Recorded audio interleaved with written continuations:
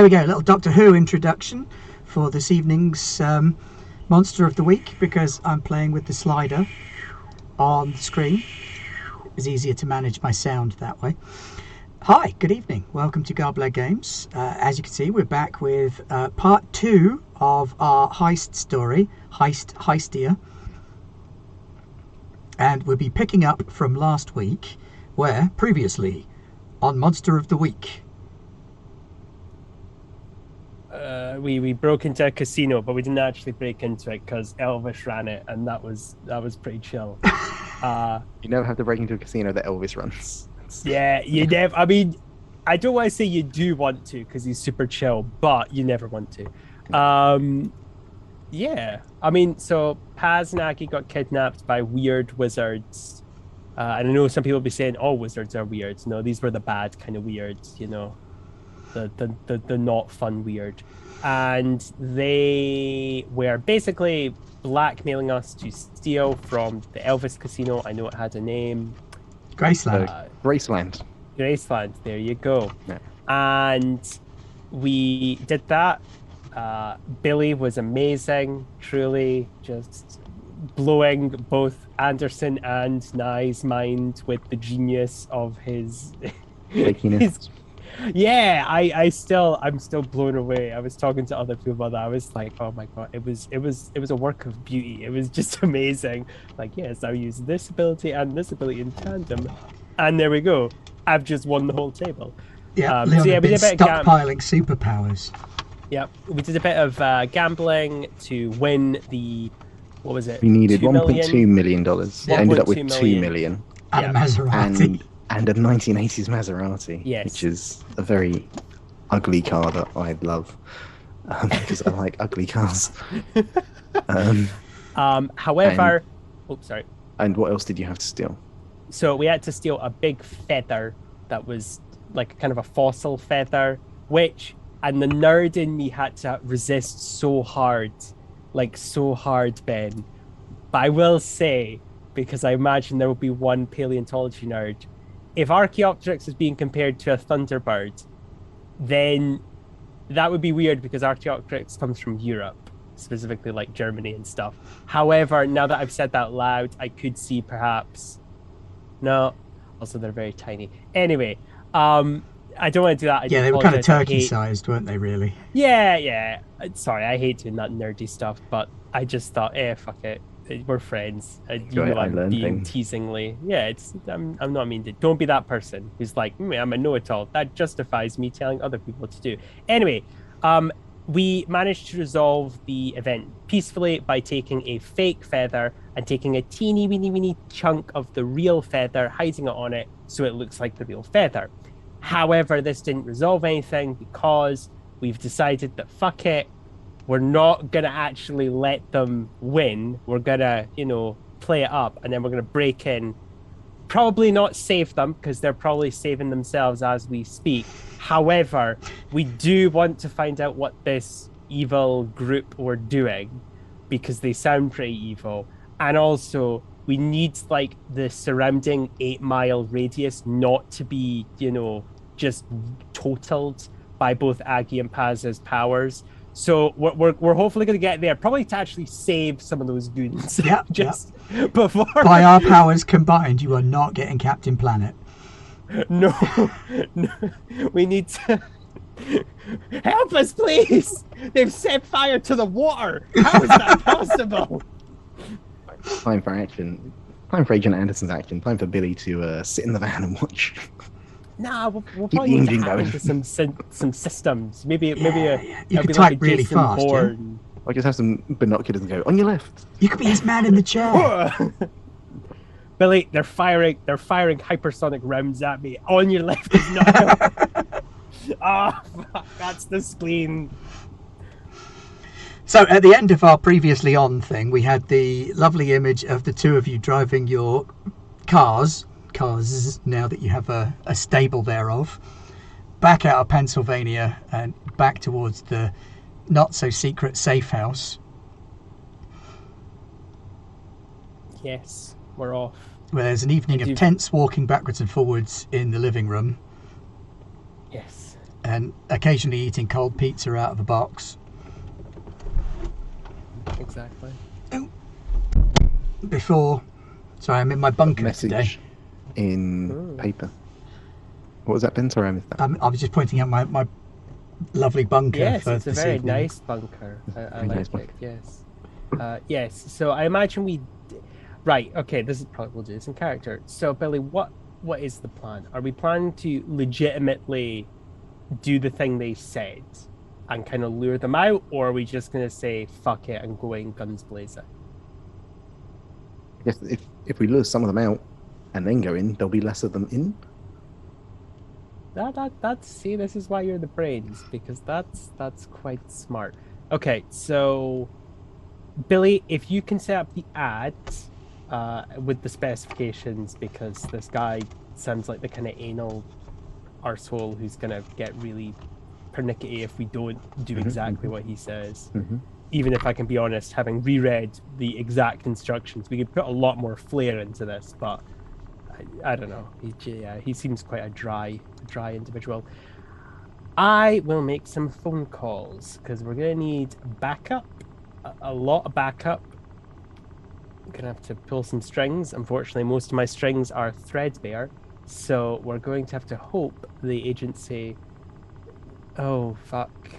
Oh, now both Agent Anson and Knives just remembering the incredibly bizarre, like quadruple, double crossing he was doing to the agency. It's like, aha, I'll steal it and say I'm trying to stop it being stolen, but fail, and then they'll have to go get it back, which I kind of still did. I don't know. And now they've got to dispatch me to steal it back from myself. Yeah, exactly. Which, when you say it out loud, does sound like what someone who works for a grand conspiracy would do. But yeah, so he's gonna make some calls. So probably they're just an ability I have, so I don't have to like roll anything to convince them. Yeah, no worries. So Billy puts the ad in the morning paper or in the online personals. They wouldn't necessarily have online personals. It's 95, 96. Yeah. There's online personals in there. And it's probably on AOL, but was it meant to be in a newspaper? Yeah, it was a newspaper. Yeah. Okay, so there's at least like a day or two we've got to wait, presumably, because we go to print the next day. So because we had 48 hours. Yeah. So. Oh, okay. Well then, yeah, we've got a day to kind of prepare, which we're probably going to need to, because I imagine we're fighting wizards. Yeah. Or we still don't know where they are today. No, we don't. No. No. I think the way he framed it kind of seemed like he was kind of saying like, oh, if you do find us, which makes me think he thinks we know of a way to find him. So it can't be like he's in another dimension or anything like that. I presume it's quite mundane where he is. We just have to, if we didn't the fact that Elvis told you they were in DC. That as well. Yeah, actually that as well. Thank you, voice in my head, for telling me that, because I'd forgotten. Exactly. Thank you, Elvis. I'm just gonna call him Elvis. I know he had an actual name, but he's Elvis now. Right, Monday. That's it. Yep. King of the world. Yep. King of the world. Okay, so yeah, you just got the Monday bit. I've been thinking about that all week. Did you know? I looked at the name written down this morning. I was like, I can't get what the Monday reference is. Yep. Very good. So yeah, you make the ad. I'll make some calls. We're probably only going to get the kids on this, but that's fine. They are very competent. I have utter faith in them. Mm-hmm.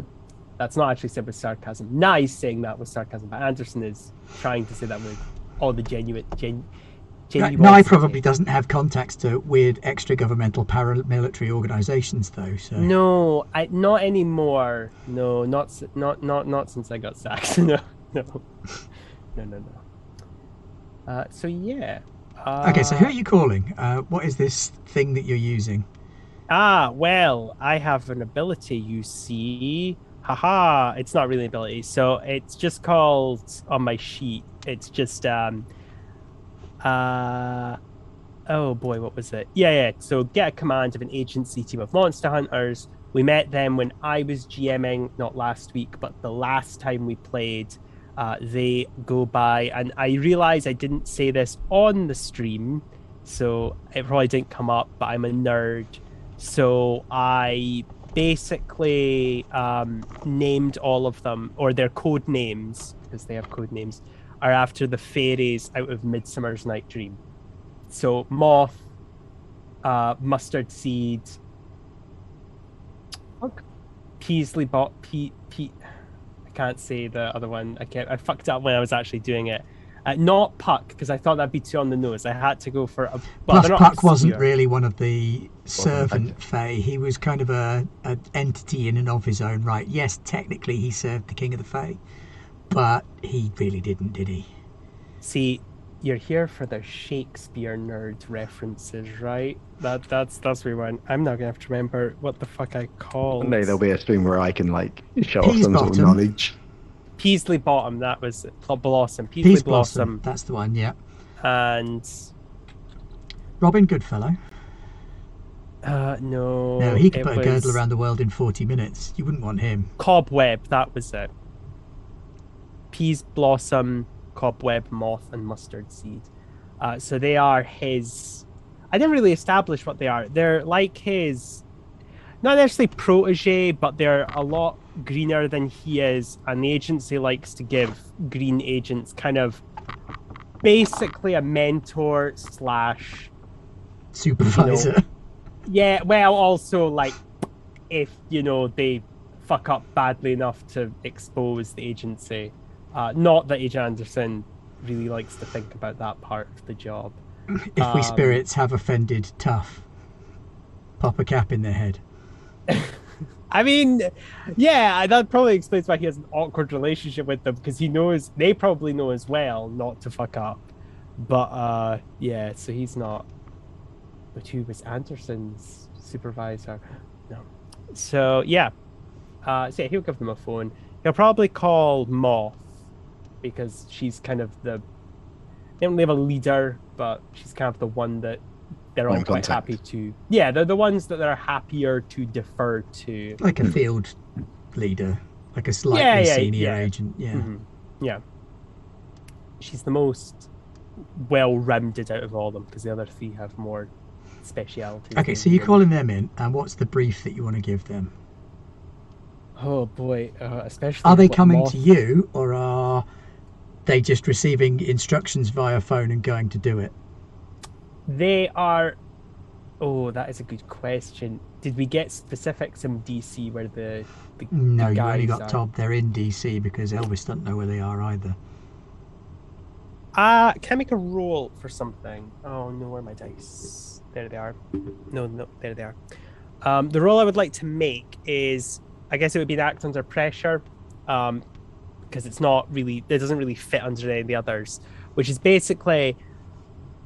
And this is partially because I can't remember. Can I do some digging in agency files, whether it be on the intraweb, which it probably would be, because I imagine the agency has its own internal servers, or just like going to like a place where they store the physical things, to basically find out if the agency has any connections to this group, because then I feel like that's easier than trying to like poke around and find information about them. And also that's why it's act under pressure, because if I fuck this up, I have a feeling I know. Well, why are you looking into files on them? No reason. So I'll roll. Oh, hallelujah, hallelujah. That is that's a 14. Okay, well, going in fairly, you are locked out. You don't have permission to access those files. They are way above your pay grade. But you're not at all surprised by that. So fortunately, you happen to have in a back pocket that they don't really know about the login of a senior agent who maybe isn't as around as they think he is, but occasionally pops up and does a little bit of work. Yeah. It's when you can't get into something, that's the account that you use to log in. Exactly. Yeah. So logging in as a senior agent, you find out that They are bad hombres. They've been around for about as long as the agency and come from a merger between two groups of criminal enterprise, some Irish gangsters based out of New York and some Italian gangsters based out of Chicago. Interesting. Who both had separate magical lines, and due to the magical lines were used as sort of like advisors by these gangster families, and when the advisors' families went to war, they kind of took a step aside and went, you know what, we could just cut these guys out, and they went their separate way. So around the time the agency was being set up, so when the big crime families were being brought down in the 40s and the 50s, and various agencies were springing up to squash things and crush things, including your own agency presumably, or the reformation of a previous iteration of it. What I love is I've actually not talked to anyone about the agency, but I love that you actually got the time zone pretty perfect. Like between 1920s and 1940s is when the agency took its form, partially because I think the idea of a super secret agency that goes back to like ancient times is a bit ludicrous and stupid. So well, then you've got the Initiate playbook, haven't you, for that? Yeah, you don't need the agent for that.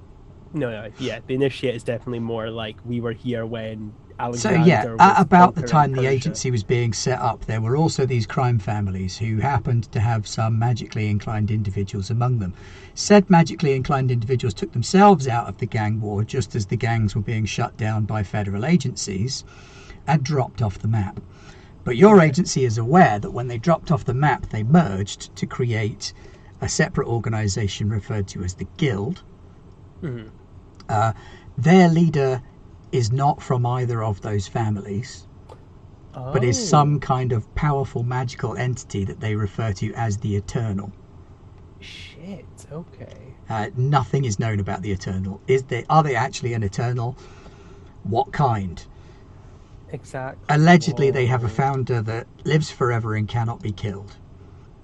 Their day-to-day operations are broken down into a series of sort of degrees and levels, slightly like the Freemasons, but a little bit looser in format. There's much less high ritual involved, a lot more people who know people, being in the right clubs, moving in the right circles, and they've insinuated themselves into legitimate business as a cover for their crime.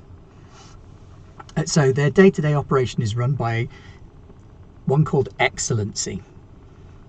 They're obviously very timid about putting themselves forward as well, as you can tell by the titles. Yeah. Mm. Excellency and the Everlasting, who's like their general. Okay. And musters their people. Then below them they have 4 degrees of followers, each gradually getting less and less powerful and further away from the central command, if you like. Okay. And the only way to move up is through initiating into higher and higher levels. So they've pinched some temple aspects and some family aspects and some crime aspects, sort of mushed it together into this weird underground crime temple. Okay, interesting. Very interesting. So their magical styles are a hybrid of sort of Northern European witchcraft and Southern European witchcraft as well. Yeah. Mm-hmm. Very different in styles, but they are quite subtle with it, unless they don't want to be. And they're not afraid to do the occasional blood sacrifice, and in fact they will do it to remind people from time to time that they can. Yeah, exactly. Okay, so they operate in DC. Obviously it's probably a bit of a push if the agency just knows, well, maybe they do know where they are, but I'm assuming like perhaps there's a business that they're registered under. Is there anything like that? Just a starting location? Like, I don't know. Not a starting location. There is a note that catches your eye. Okay. That for a group of magic users, they're really difficult to find. There should be a concentration of magic where they are. But in fact, DC has lower magic than a lot of other areas. Interesting. Okay. All right, okay. Well, that gives us at least kind of a general location to kind of work with. We're going to be drawing them out anyway, but I just kind of wanted to See, okay, that's really good. Okay, so yeah, he'll get back to Billy, having done his end of the research. How's it coming along, Billy? How's the ad coming? Really frustrating trying to dictate this over the phone to someone. It's not a good line. There's got to be a better way to do this. I don't know why they don't have an online interface. It's very frustrating. Oh well. But I think we've done it. I think we're there. Okay, that's fine. Well, you know how newspapers are. They're not very great for adapting, but hey, they're going to be here forever. So what can you do? What did you find out? Lots of very interesting stuff. Slightly concerning, but it is what it is. So the agency is aware of these guys. He'll, as I said last week, he will say what he learned to Billy to save us going through the whole explanation. There's I think lower magic in DC. Yeah, it's a whole thing. Basically, the way that at least the states operate. Don't ask me about the rest of the world. That is well above my pay grade. But effectively, how the states are divided up is that basically there are concentrations of supernaturalness, whether that be magic, extraterrestrials, the whole shebang. By the way, no, Area 51's not one of those.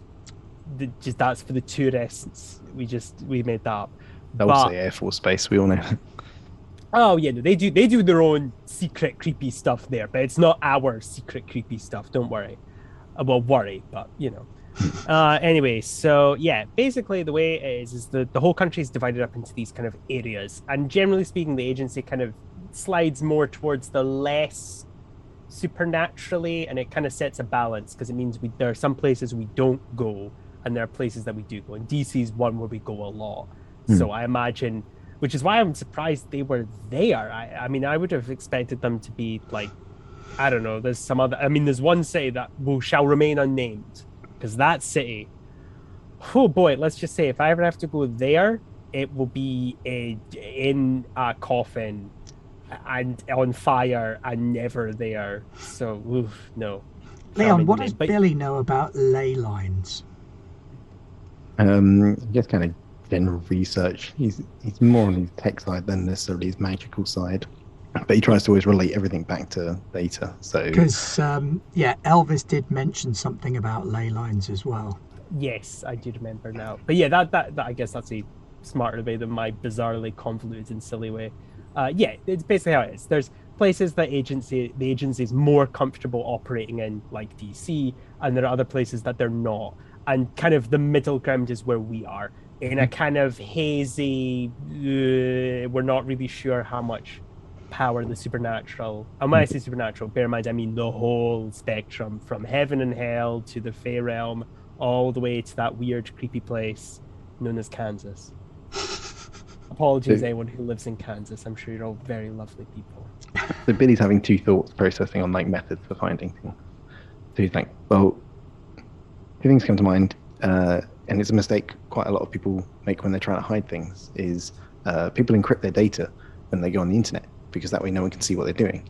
But what people don't know is that you can see how much data is being encrypted. So when you want to look for someone who's up to something, you look for the people who are encrypting their data. So if everyone encrypts 10% of their information, and then you start finding people who are encrypting 60% of their information, you target those people. So you don't know what they're doing, but you know they're doing something. And the other thing is that there's this new method coming out for tracking submarines, where submarines are so quiet now, they're unnaturally quiet. So what you can do is you look for the quiet spot, and then you know that's where the submarine is, because you know how much noise an ocean should make. So if we know how much noise, magical noise, should be happening in DC, we should just be able to look for the quiet spots, and then we know they're there. Oh, Billy, you're a flipping genius. Okay, that's amazing. That's very actionable. Okay, well, I can call my team on that, and they can look around for the quiet spot or the not quiet spot and get the background, wibbly wobbly weirdness that is DC. And okay, cool. Well, we don't have to roleplay this part because it's just very boring technical stuff. But yeah, that's what he'll have phoned to them to do then, is to get to DC and start getting out the, dowsing rods, but however you detect magic. Anderson doesn't know. There's so many ways you could detect magic. I mean, you could, like you said, you could, in the same group, have somebody with dowsing rods and somebody with a PKE meter from Ghostbusters, and they would both work in their own respective ways. Which, I think is the fun thing about Monster of the Week. It can be so many things. It's not, there's no like structure to this, which to be fair, I think is kind of how the supernatural world would work. Like, oh, there's no rules. We can literally make gravity stop existing. Like, how are we supposed to have any kind of taxonomic system set up? Well, the same thing happens in Mage the Ascension, because the technocracy and the traditions both use wildly different magic, and the technocracy magic is basically sci-fi, except it's magic. So, the witch casts fireball, the technocratic mage uses a laser gun. Neither of these things are available to normal humans. Exactly, yeah. Okay. But they both have their own specific flavour. All right, okay. That works, yeah. All right, Billy. We have to ask this question. Do you want to go in there? Because I don't know. Look, it's going to be dangerous. And to be honest, I'm not worried about saving Paz and Aggie. They can save themselves. They just need us there to, give them that seconds of a window that they can just snap their chains. Give them a lift home. Pretty much, yeah. But these guys, this organization concerns me because the agency knows about it. I've not really talked about this much with any of you guys, and that's probably my own fault, but the agency does this a lot. It's, I guess the best way to say it's kind of like having weeds in your garden. The agency doesn't really like touching them unless they start obstructing their own self, if that makes sense. You know what I mean? And the agency is the biggest weeds that grows in this garden, so let's just, keep that in mind. So I'm not surprised that they fully are aware of these guys and are quite happy to just let them run amok, so long as it doesn't interrupt their own investigations. So let's say, in a roundabout way, even though it's already personal, it's double personal. And I want to take these guys out to the best of our ability. So I'm they just make asking... a movie of this show, that has to be the tagline. This time it's double personal. So I'm asking you, do you want to go in when we do this? Do you want to be in the thick of it, the action, the fighting? All the way you're talking, what Billy's imagining in his head is how cool Paz will think he is if he rocks up in this Maserati that he's got and smashes the wall down, and it's I will save you in the really classic chauvinistic way. Well, completely ignoring the fact that Paz is such a badass. I also and that Billy is not a badass. The last time he tried to shoot something, he dropped his gun.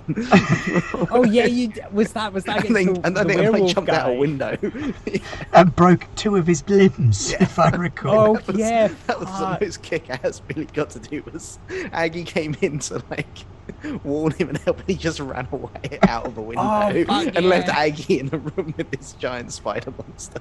Spider monsters, fuck. Yeah.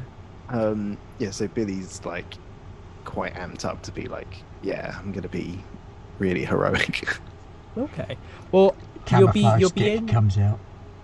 Yeah. Well, there is Peas Blossom, who kind of is their team's Billy, except he's a lot more scared of things. But we're working on that. He's building up his tolerance to, all of this scenario that we're describing right now. I can be reconnaissance tacky person. Yeah, no, and then I'll get us all out of there. No, that's because he's starting to think about it now and realizing that he probably can't assault a secret magical user space. He's not good at the whole magic thing. Well, we'll see how it goes, because as at least what Anderson is thinking is, it's not likely that it's full blown 20 guys in a room armed with semi-automatic weapons kind of thing. It's more likely it's a couple people pretending to be, I don't know, regular security guards. Looking like a regular business. Yeah, or bankers or restaurant workers. It'll be something really mundane, and we can kind of negotiate it like that. Yeah, me and Peas Pudding can work it out. I'll show him the ropes. Excellent. And the ropes. All right, anything else that you guys want to do that evening? Oh, I don't really have anything else that Anderson can do. Because come the morning edition, your advert will be placed, and you may receive some visitors. Yes. Now, remind me again, just for simplicity, when we transition into the next scene, what was the plan that they gave us? What was the deal? Are they coming to us, or are we going to them? The deal was that some of their people would come to you, collect the ransom, go away, and then release Aggie and Paz. Okay, and this is going to sound really stupid, but this imagine a conversation they had very quickly, like, so what if we kidnapped their... No, they wouldn't send people. They didn't worry about getting kidnapped or killed to collect the ransom. Okay, so they're just going to go off, and then we've got no assurances that we know where they're going or that they're going to release our friends. The kids will tail. They'll tail them. That's how we'll do it. That's how they won't look for the background. They'll tail them. Mm-hmm. They're good at this shit. Mustard seed especially. So I don't think we can do, like, I guess they're going to look over the bag for any kind of tracking devices, so we can't put something like that in there. No, and we need to be quick as well, because while it'll probably fool a lot of the lower lackeys, the minute it goes to that, like, eternal douche nozzle, it will probably be quite apparent to him that things are not as they seem. Yeah. Because it'll be like, giving someone who is like a fine wine connoisseur, like, like a 1990 wine, but like you put like box. 1%. Yeah, exactly. There's a bit of wine in that. A juice box that someone has written wine on in marker. Exactly, yeah. Okay. Well, that's good. I know I ask you this every time we meet, but do you want an extra gun? I only use one-handed. I can't. Billy can't think of anything. He's like, no, he can just about use the gun he's got.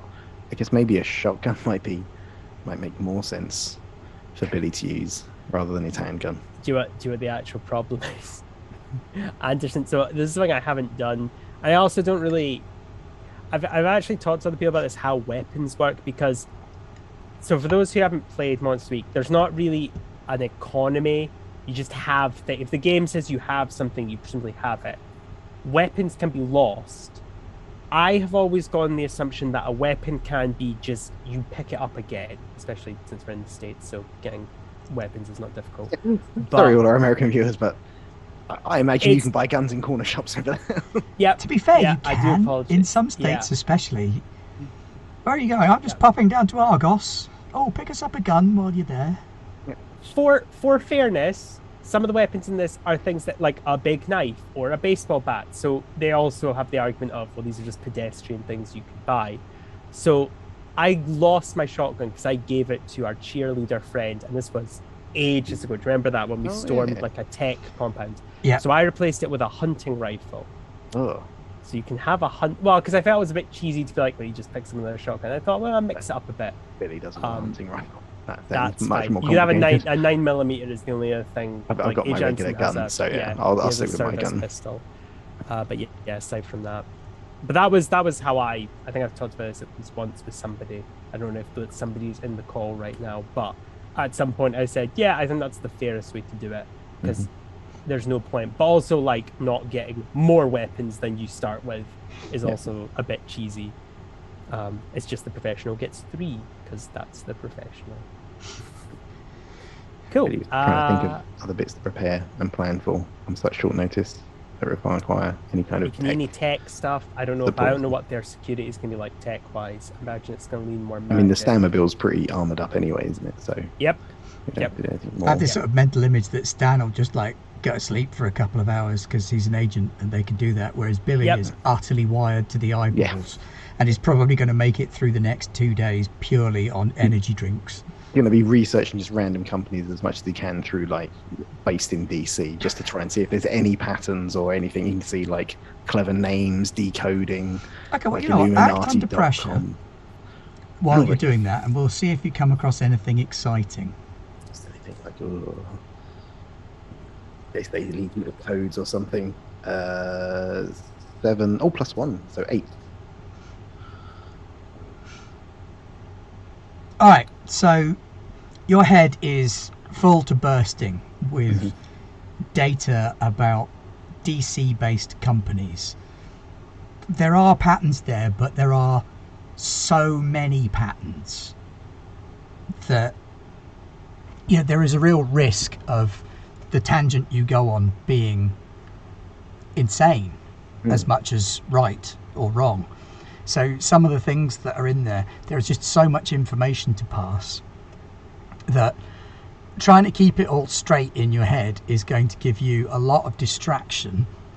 So you can find a pattern, but if you want to use it, I am going to put you on a penalty to your cool. That would be a -1 penalty to cool for the remainder of the adventure, while you try and keep that information in your brain and not dribble it out of your ears. Oh, Billy probably needs to focus, so he gets distracted easily enough anyway. So no, I'll give up on that thread and be like, that's not important. There's too much.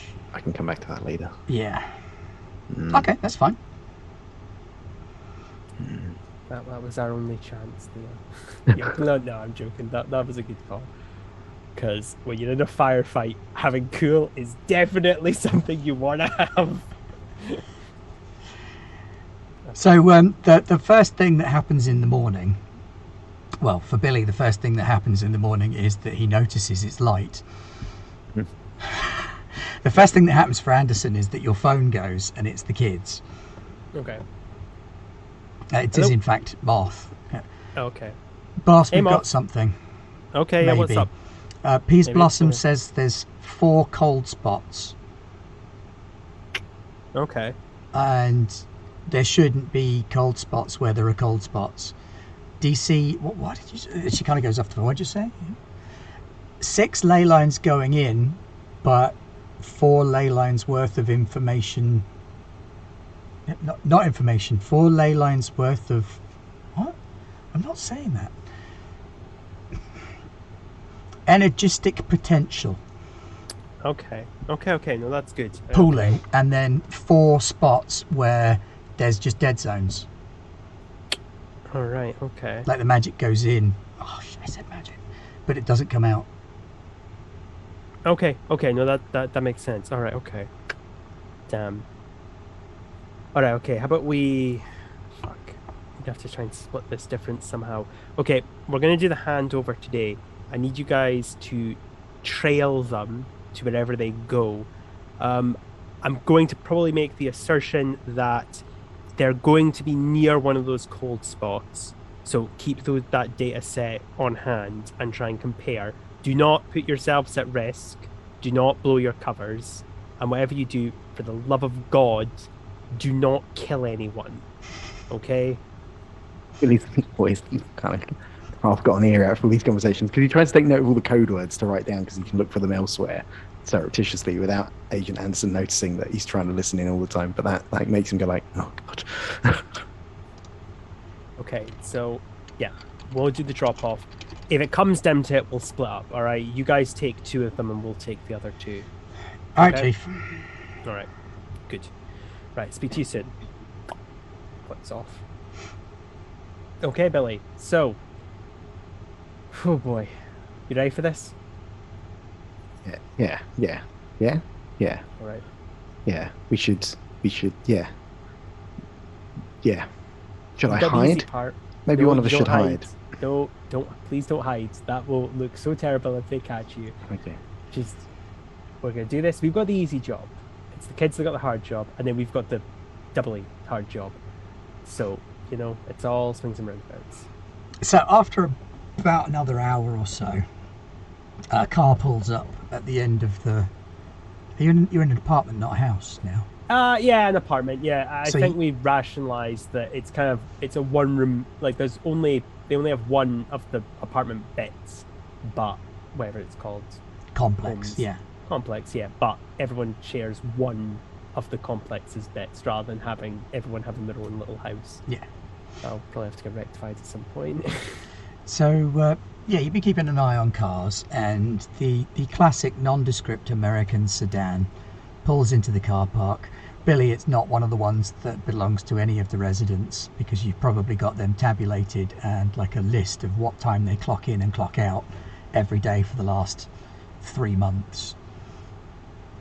So an unfamiliar plain black American sedan pulls into the car park, and out step another two of those faceless minion folk with the real Jehovah's Witness look to them, the plain shirt, the black slacks, the shiny shoes, the single colour tie, the matching hairdos.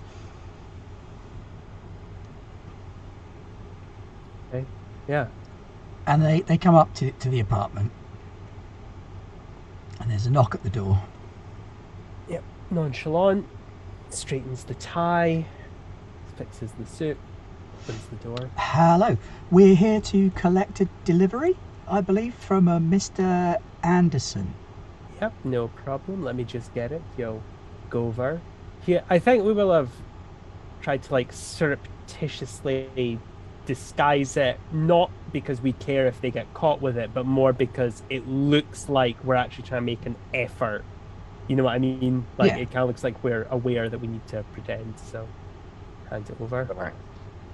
And like lean on things. Oh. I just imagine this like doing, like he read, like, probably read a book that Ichabod gave him, and it's like, you know, a 1970s How to Be a Man book, and it's just a guy smouldering, and it's just like, yeah, this is how you're calm and relaxed. Exactly, yeah. Okay, yeah, so you hand over the carry-all with 1.2 million. And then you hand over this big frame thing, and the one you hand that over to looks a little bit shocked. Like, oh, okay. Mm-hmm. Like they kind of weren't expecting something that size. Yeah, of course they weren't going to tell. Of course they were going to. Their boss was going to tell them what they were collecting. Billy's had an idea. Hang on. And the one with the carry-all kind of looks at it slightly askance, like, oh, okay. Do you need us to sign for anything? Oh wait, Billy, what was your idea? Do we need to are there any ornaments in this place? Just like a little stone statue of a thing? Yeah, sure. I don't doubt that there will be. I mean, Aggie deposits knickknacks like. Yeah. So he's gonna pick up a statue and say. So he's just gonna go. Oh, and it was this as well, and just hand it to one of them, because Billy's trying to work out whether they had any idea what they were picking up. Oh, and we could have put a tracker on that as well. That's or anything. genius. Just because, like, if they have no idea what they're picking up, then it's like. I mean, it's not too late for you to try and put a tracker on one of those if you want to go for it. So yeah, you hand over a little plastic hand-waving cat thing with some Chinese writing on it to the one with the carry-all. So he's got the carry-all in one hand and this waving cat in the other. Yeah, and I'm just gonna play it off like, yeah, obviously that was obviously one of the things you had to pick up. Yeah, sure. Anderson's gonna do that face thing you do, where it's just like an eyebrow raised. Oh, and that guy's eye. But then very quickly, put down. Ah, yes, it's totally what we're doing. Yeah. What you can take note of is that we fulfilled our end of the bargain, and your employer should do the same for us. Sure, I don't doubt they will. Great company to work for, and yeah, I'm sure that whatever it is you've ordered will be with you in short order. You may experience the one holding the package now chimes in with you. You may experience some strange tingling in your extremities, or like an unusual dream. But that's normal for the process, nothing to worry about. So handle kind of elbows package, and the two of them go back down to their car, carefully load the package into the back seat, put the carry-all in the boot. Carry-all hands the waving cat to package and gets in the driver's seat. Package with the waving cat gets in the passenger side, and they drive off. Let's get inside quickly.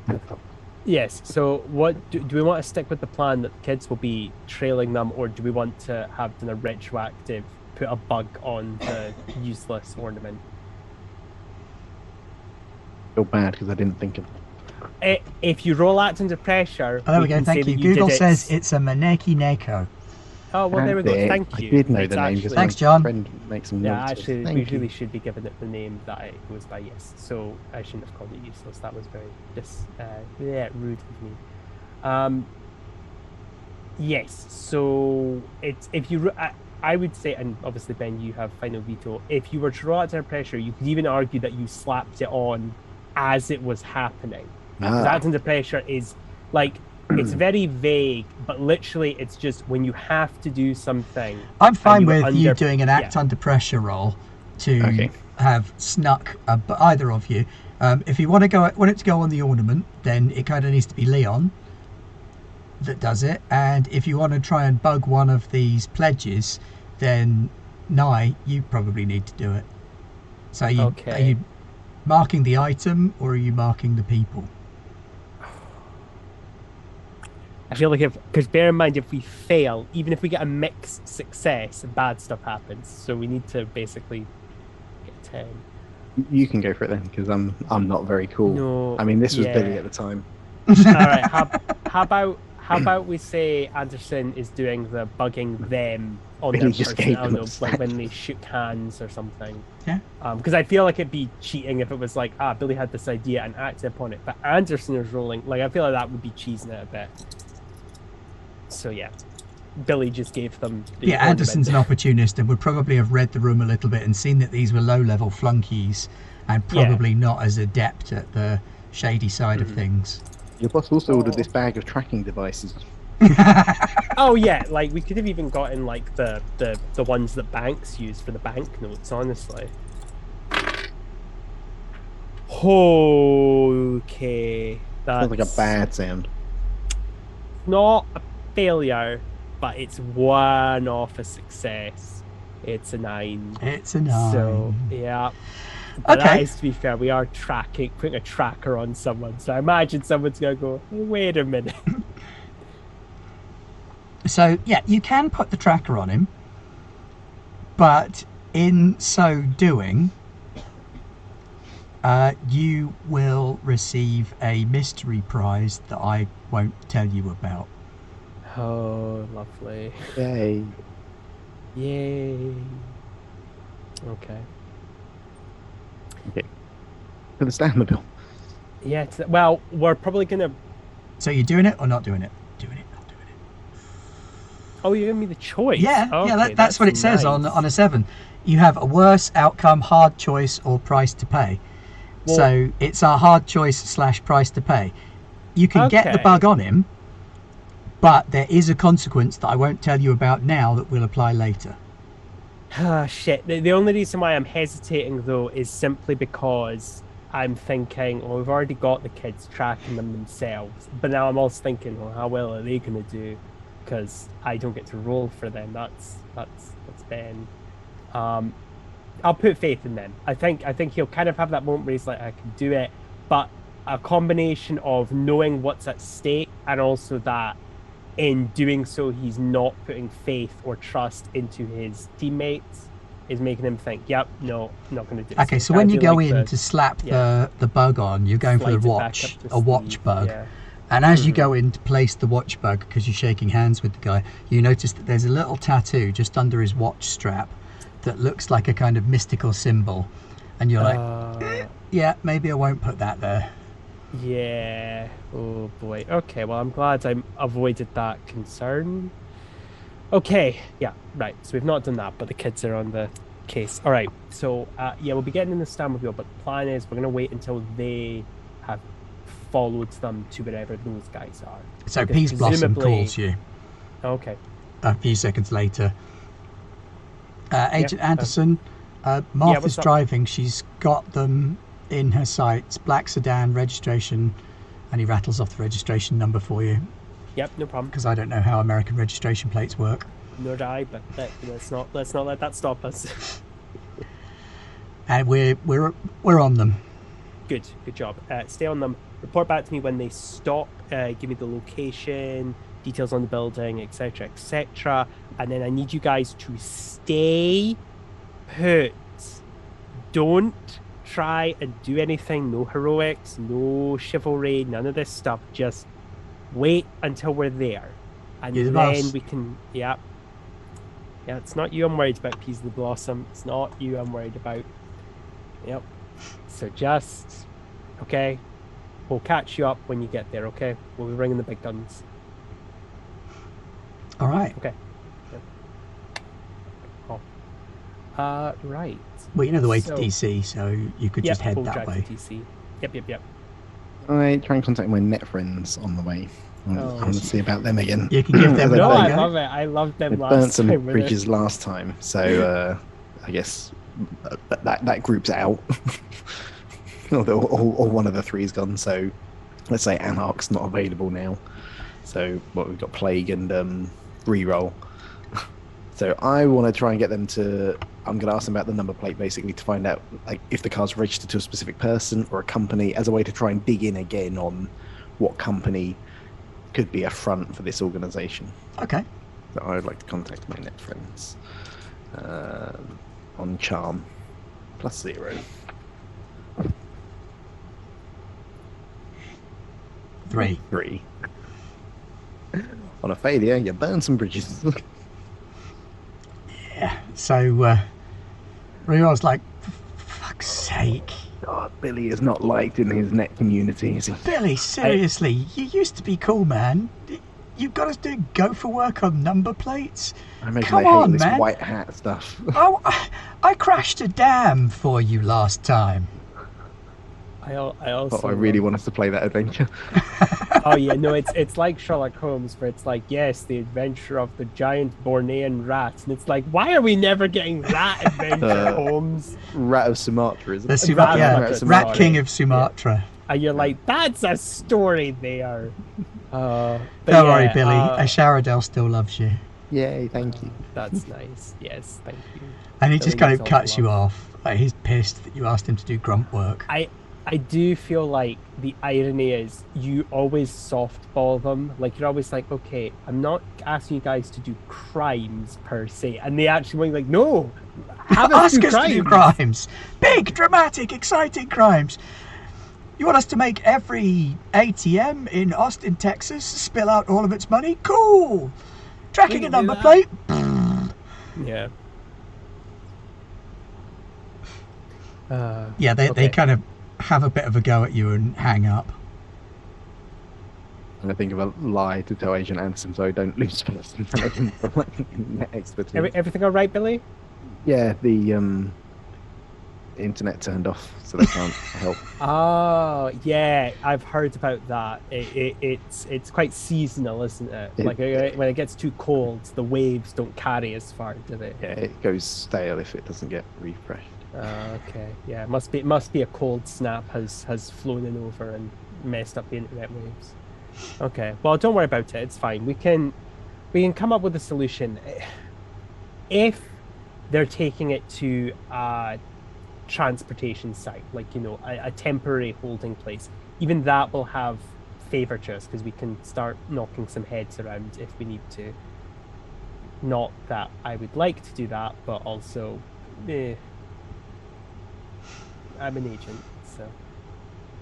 Yeah. He's just trying to think of more ways to do things and be useful on the drive. Okay. Magic and dead spots.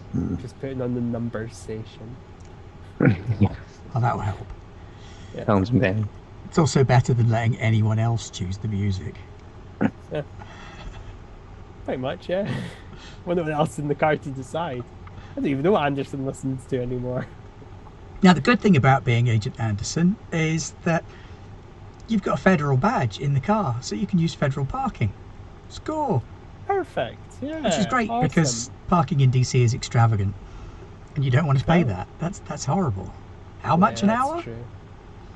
You're a federal agent, so you just put your federal thing in the car, on the dash, park it where you like. I'm a federal agent in the same way that Pluto is a planet. Yeah.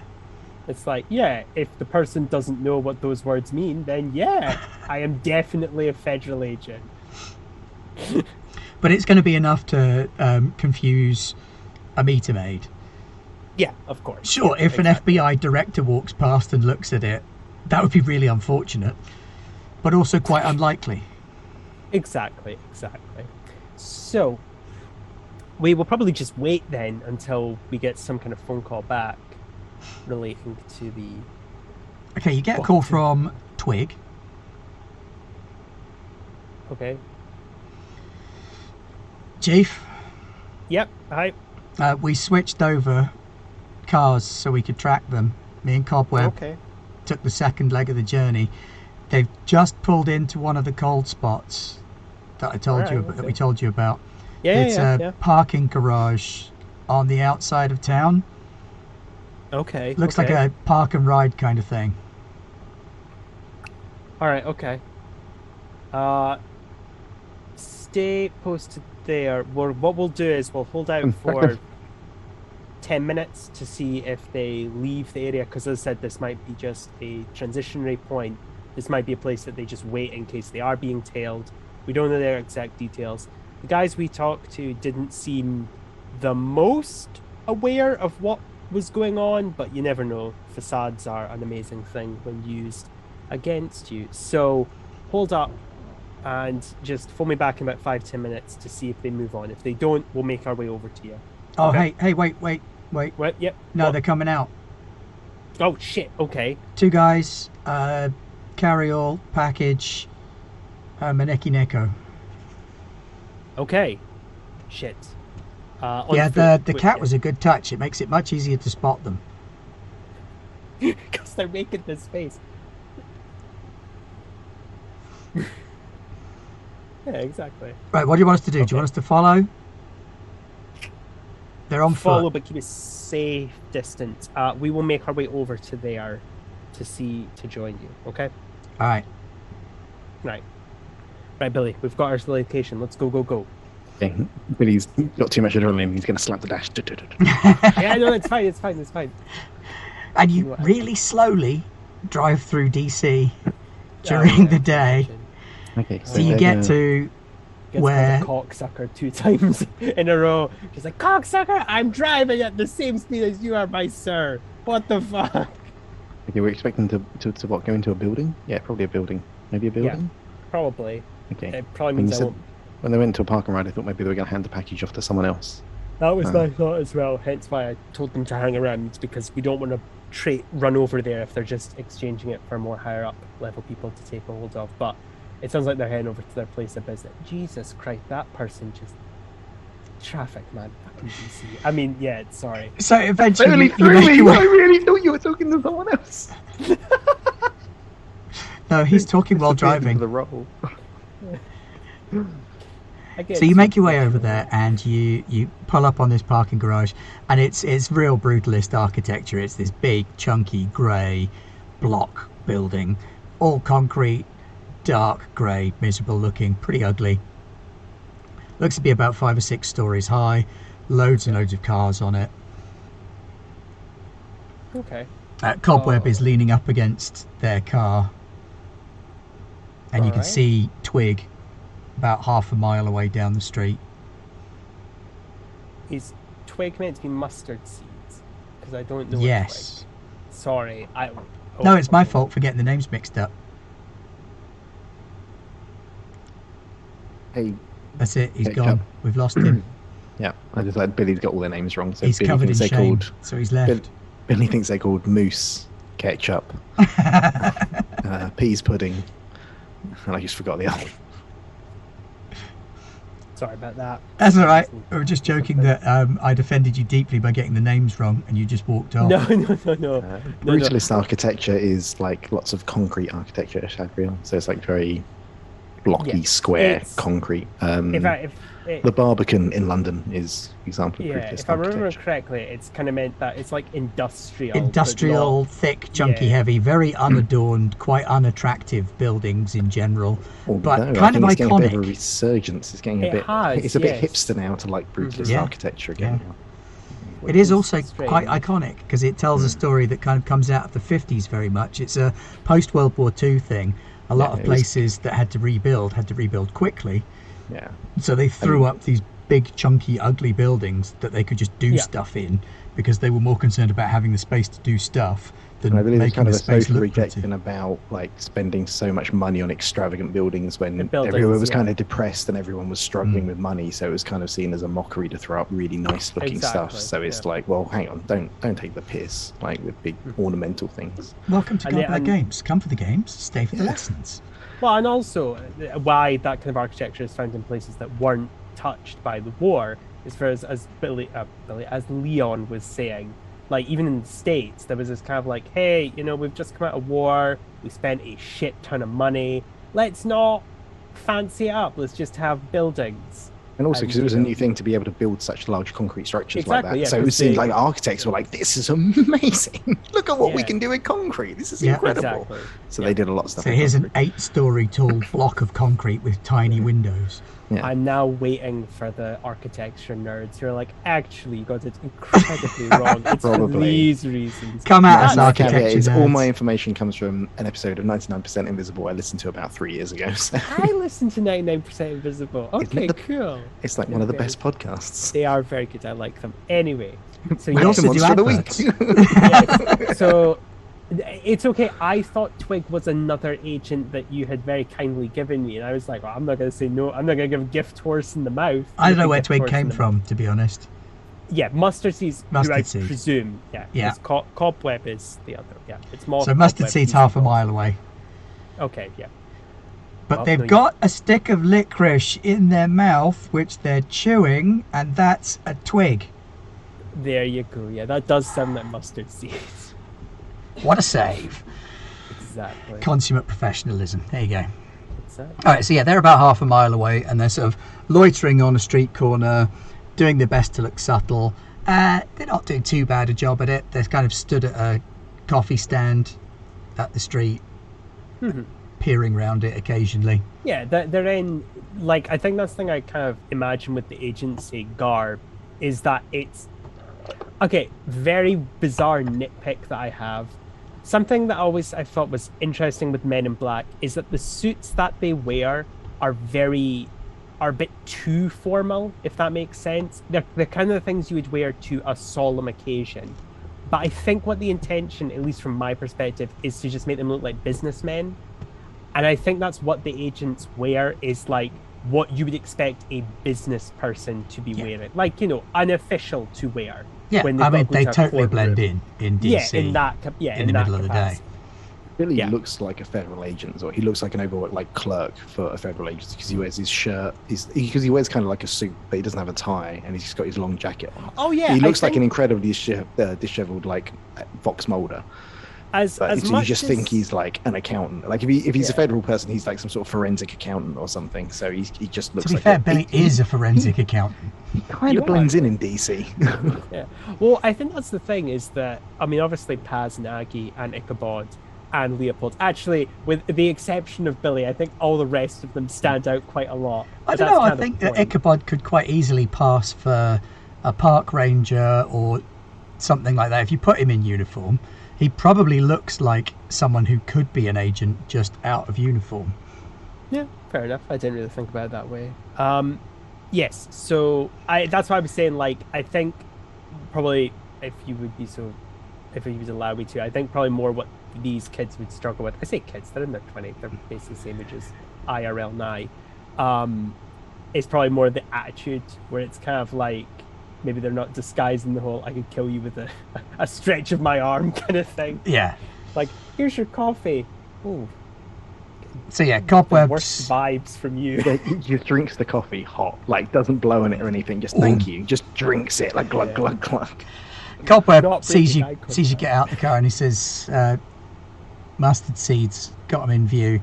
They went into a sandwich shop. Okay. But then they went out back of the sandwich shop, and then we saw them in a window on a stairwell. So they're upstairs in the sandwich shop. All right. Well, Mustard Seed's got this. Go the long way around to get there. What are Moth and Peasley Blossom doing? They are staking out one of the other sites. Okay, that's fine. I did tell them to. That's absolutely fine. Yeah, so we'll go over to Mustard Seed's location, double back around, do the whole, 9-4. I don't know what that means. Anderson knows what that means. And just make your way back to where Mustard Seed is, and we'll also meet up with him here as well. All right. Okay. Yeah. So we'll make our way over, trying not to look too suspicious. So yeah, there's an upmarket sandwich shop. Okay. Is there a way to get a ramp? I don't know DC very well. I really hope my traffic comment isn't too harsh on the people of DC. I'm sure I've only been there once, and it was a long while ago. And actually, I don't remember there being much traffic, but I do remember there being frozen yogurt places. I, in the back of my head, I'm like, man, there is it's a city. nerd. There's a nerd for everything, and I feel so bad if I'm insulting them. We usually hear complaints about DC, but I get the impression it's a political city, so it's just boring because it's like. It's just it was quite pretty in the mid-90s, if I recall correctly. That was about when I went. Okay. Well, I was going to ask... Grand. Building-wise, is there a way to get round to the back without having to go through the shop, or is it sandwiched between two other buildings? It is. They went into a sandwich shop. Sorry, I missed that bit. So yes, they went into a sandwich shop, and then they went upstairs in the sandwich shop. Upstairs. Oh, shit. Okay, so they went through the sandwich shop, out into the kitchen at the back of the sandwich shop, and then they were seen going up the stairwell to a room upstairs. All right, okay. But as you're heading into the sandwich shop, a completely different person walks out carrying the holdall. Oh, okay. Well... Just the holdall. All right. Billy... Oh, just the holdall. So that means the feather's up there, and the feather is the thing we need more than the money. And the person carrying the holdall drops it into a Porsche, passenger seat of a Porsche, climbs into the Porsche, and drives off. And drives off. So Angela's gonna phone. No, it's all right, Billy. Billy, take my badge. I need you to come up with a convincing argument to get into that sandwich shop. I'm going to say this. I'm going to say this now. Both Nye is saying this. Neither of us are good at charm, so we have equal chances of this going well. So, meta-wise, there's no difference who goes in there. I just think narratively, it's interesting having Billy going in and doing it. So I don't know. Just get us in that sandwich shop. Say I don't know. You're a FDA agent and you need to check, and I'm your partner. Whatever lie is necessary. Go. Food safety inspector. Yeah, that's true as well. FDA is federal. Well, FDA is the food people, isn't it? Yeah. Okay, yeah. I don't know. Food something in agriculture, yeah. Food, drugs, and animals. I don't know. Or it would be Federal Department of Agriculture. Animals should be in every government organization because they're awesome. Yeah. So while Billy's doing that, Jonathan's just got a phone. Mustard Seeds, Cobweb. I need you guys to put out a tracker on the money, because that might be going to a secure location, and they might have Aggie and Paz. Our character will have told them that that's who we're after. Don't imagine Moth's particularly happy with that, but that is her own beef, and Anderson is not going to deal with that minefield. That's for another day. For context, Paz fucked Moth's face up quite badly. Because of reasons. Yeah, so... Yeah, if you trace them, we're going to go see if we can find the feather in here. Okay? Received. Right. So, Billy? Billy's striding up to the counter. I'm guessing Agent Anderson go. He's going to plant his badge. Go. Agent Cooper, this is my partner, Agent Anderson. The FDA, we've got reason to believe that an illegal amount of trans fats are being processed in your kitchen, possibly hydrogenated or unhydrogenated fats, and I'm going to have to go in there to inspect it now right away. So there's an older guy behind the counter and a younger girl, about sort of 23. The guy, you reckon, is probably in his 50s, and he's like, another inspection already? Sure, come on back. I'm going to point at someone eating a sandwich and go, sir, don't take another bite. I don't believe that mayonnaise has been pasteurized. I love the idea that this person looks at you, and then slowly takes a bite. Like, just, you don't own me. I'm not going to do what the man says. Yeah, exactly. So the older guy takes you out back. Apparently FDA wouldn't inspect a restaurant, but okay. That just makes it even better that we're sort of touched that we would do I guess it'd be kind of like the Ministry of Agriculture, Fisheries and Wildlife going in to inspect a restaurant in the UK. Look, but that's the thing though, isn't it? With Defra, I'm here to look at your eggs. But that's the thing they say, isn't it? If you're in a work appropriate outfit and you have a badge, most people will just zone out anything you say and go, oh, all right, yeah, I guess you're supposed to be here. You're in a tie and a shirt. I mean, that's 90% what my brain needs to. So the guy takes you out back into the kitchen. It's there you go, EPA, Environmental Protection Agency. Thank you. Our chat's so smart. So he takes you back into the kitchen, and he's like, all right, this is what we got. You know, bread comes in over there from the bakery. It's all kept separate. What about that door or staircase? I'm going to point at where I suspect that staircase. That leads upstairs. That's my apartment. I live up there. Okay. Well, I mean, you want to inspect my apartment? I don't do any cooking up there. The kitchen is for that. I don't even eat food that I prepare down here up there. Cooper, that restaurant we checked definitely. Oh boy, yeah, no, that definitely had some not good meat. I'm very sorry to ask this, sir. Can I use your bathroom? Oh, upstairs, did you didn't eat in Chico's? Oh, look, I don't know. That guy's sandwiches. You know, you should be hassling him, not me. I didn't do nothing. But yeah, it's all right, man. Yeah. You need to go. You need to go. Just crack a window or something when you're done. Straight upstairs. Second door on the right. Okay. I don't know go how with to him get you because up here, Billy. sometimes he needs help. Wait, you wanna? Is this some kind of shakedown? Is there a camera crew like coming here or something? Is this like a funny video thing? Are you bullshitting me right now? Your lettuce is possibly wilting without your supervision. I suggest you get back out. We'll be down in a second. All right, look, if you need to inspect the apartment, go ahead. But I ain't got nothing to hide. Okay. Look, you've clearly not seen someone when they have diarrhea. It's just, he's gonna need the help, all right? So you both go upstairs to this guy's apartment. And it's a tiny little box apartment. But there is a staircase next to it as well that you can see from the street outside. So there's something else further up, and that must be where the younger agents saw them walking past. Okay. So, yep, we'll just go that way. Gonna continue going up the stairs. Oh, Billy, that was a perfect... Agent Anderson's gonna go first.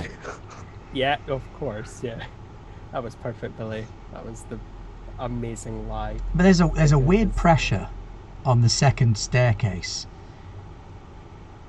Like you go to walk up it and you just don't really want to.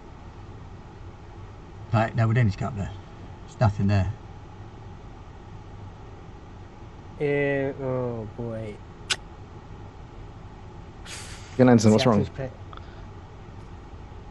Something's not right. You can see it. It's right there. Yeah, I'd like to use magic. Sure. And this is not going to end well because it's Anderson's. He's got -1. Step back. 4, 5. That's a 6. It was a 7, but with that -1. Oh boy, well at least I'm getting a... So yeah, you watch Anderson as he tries to he's miming. He's in a box. How did he come to be in this box? How does he get out of the box? Yeah, but he's been possessed. And then he just kind of steps away from the stairs again. If Billy wants to try and walk up the stairs to see what the hell is going on, because Billy's going to assume there's an invisible wall. Well, there kind of is. There's this weird sort of pressure as you start to mount the stairs that you don't want to go up them. Oh, that's really weird. Yeah, it's like when you've got wet socks on, it's so uncomfortable, but you don't really know what to do. Is it kind of like, am I forgetting why I'm there? Or is it just... It's like... Is it like a sort of, like a compulsion pressure? Where it's very much a compulsion pressure, yeah. There's this real strong... Nah, you don't need that. It's subtle, but it's strong. I really don't want to go up there. Like, there's no ghost that appears and goes, "Thou shalt not pass," or anything like that. It's just this real ennui about bothering. So I would like to... I don't know if it's investigate a mystery. I want to look around if there's any runes, markings, anything on the stair treads or on the walls, on the banister. Yeah, that's pretty clever. Go for it. Okay, is that investigate a mystery? Yeah. Or act under pressure? Actually, no. That's more of read a bad situation. Yeah, read a bad situation. Is that on my cool? No, that's on sharp. No, it's on sharp. Yeah, you honestly, you should be rolling that just as often as investigate mystery. 9 plus 3, 12. Nice. Right. Okay. You can ask any question you want, but you wanted to know if there were any runes or markings. Yeah. The carpet is on these stairs is fully made of interlocking rune patterns. It's just like the carpet at Denver Airport. Yeah. Okay. Agent Nathan, I think he's in the carpet. Right, okay. I want to start tearing up the carpet. Now, Anderson, when he points out the carpet to you, you recognise that the pattern in the carpet matches the tattoo that the guy had on his wrist. Shit. Okay. Right, well then, yeah. I guess it's a bit silly, but kick some ass just to damage it in some fashion. He's not like whipping the assault rifle, like going, but like, yeah, I'm trying to slash up the carpet or something. Yeah, take up like a box cutter. I don't know why he has a box cutter, or like a knife. A knife. He doesn't have a big knife, but he probably has some kind of, or a letter opener. I don't know, something just to break it. It's a rune. I can't imagine it's that. If we can pair it, we might be able to pull it down and roll it up as we go. Oh boy. Okay, that's 7, 8. So that's an 8. So beating up a carpet. Yeah. Well, no, that actually checks out. So the way Kick Some Ass works is if you have a mixed success, you take damage as well. The idea being like, oh, I'm punching this guy, but he's also punching me. So I just like the idea that Anderson's like trying to cut the carpet up and like does that thing where you're not really thinking that you cut yourself, like, oh, fuck. It's fine. Yeah, the interaction between the runic pressure to avoid and your need to cut the carpet mean that you're kind of slashing wildly and you do cut yourself in the process. Okay. Is that just, how much damage is that? Or harm, I should say. Well, you're only really trying to do enough to sort of break the carpet, which we'll call it 1 harm because you've sliced open your hand and a bit of blood's got on the stairs. Okay, oh boy. Why does that specific framing just kind of... It's got on the stairs. Don't worry about that. It's fine. They're just stairs. A small mouth appears and drinks it. No. That would freak me the fuck out. Okay. Are we able to... And the pressure goes, yeah. Oh, thank goodness. Okay. Yeah, it's like a circuit is broken by cutting that carpet panel and the rest of the staircase seems to sort of deactivate. And now you can also hear someone moving around upstairs. Oh, shit. Okay. Right. Well... pull the pistol, well, not pull the pistol out, but just have it ready, really, like kind of do like a tabelli. Right, we'll go up quietly. See what it is. Okie dokie. Is it like just one floor, or is it just like... There is an extra floor up there, yeah. There's just one more floor. Yeah. It's like a loft. Kind of open plan. There is a door. The door is also marked with that symbol that you recognise from the carpet.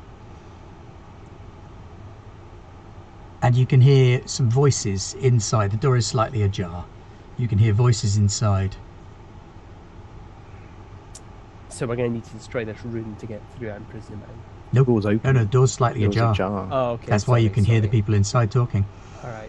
And then one voice goes, "Did you just feel that?" "No, feel what?" You recognise the second voice as one of the kids that did the pickup from you. Was it the one that had it had it over the case, carrying the case, because he seemed a bit more... Yeah. Aware, okay. No, I didn't feel anything. What do you mean? I don't know, I just got this weird sort of pulse. "Ah, well, you see," says the third voice. A quick scan tells me that it looks like the runic protection on the stairwell has fallen. So we'll need to reintroduce that. Bam, now, we smashed through. So you smash the door open, and inside there are the two young guys that you've seen before, and a guy in his 30s with a little ginger goatee, just a chin goatee, not even the full outfit there. Little ginger goatee, and a shaved bald head with little tiny bits of gingery stubble poking through. You can see some blue veins inside his scalp as well. And at first you think he's in a dressing gown, and you've just burst into some dude's one-room apartment. There's a heavy smell in the air, and you're like, uh-oh, have we just burst in on like some dope fiends? But it's not marijuana, it's like frankincense. And he's not wearing a dressing gown, he's wearing a sort of robe.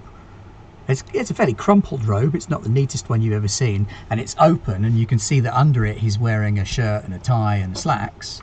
Yeah. And he kind of looks up when you burst in. Pistol drawn. "Hi there, gentlemen. See, we're here to help our friends and find your boss. And if you could tell us exactly who and where and why all this is happening, that would be great. Can you do that for us?" The first guy who's holding the Maniki Nico statue says that, "Wait, aren't you the guy we did the pickup from?" "Yeah, I am." "So are you double-crossing us? What?" "Okay, Sunshine, I'm gonna need you to be very quiet because it's quite clear you have no fucking clue what's going on."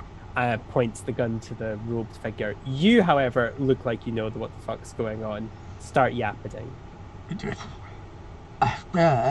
"I'm a middleman," he says. My job is, receiving, sending. I'm just on duty in the drop house today. I got a package, I send a package. Today I had 2 packages to receive and send. One of them's gone." "Well, where's this package going?" Gesturing to the feather. "That thing." Is the feather here? Yeah, it is still there. Yeah. That one. The money that left. Yeah, I wasn't sure if we missed it somewhere else. That one's supposed to be going to the restaurant. "Where is the restaurant?" Which restaurant? Billy's getting bold and kind of repeating what Billy's like holding it. It's like, okay, you know Enrico's on 32nd.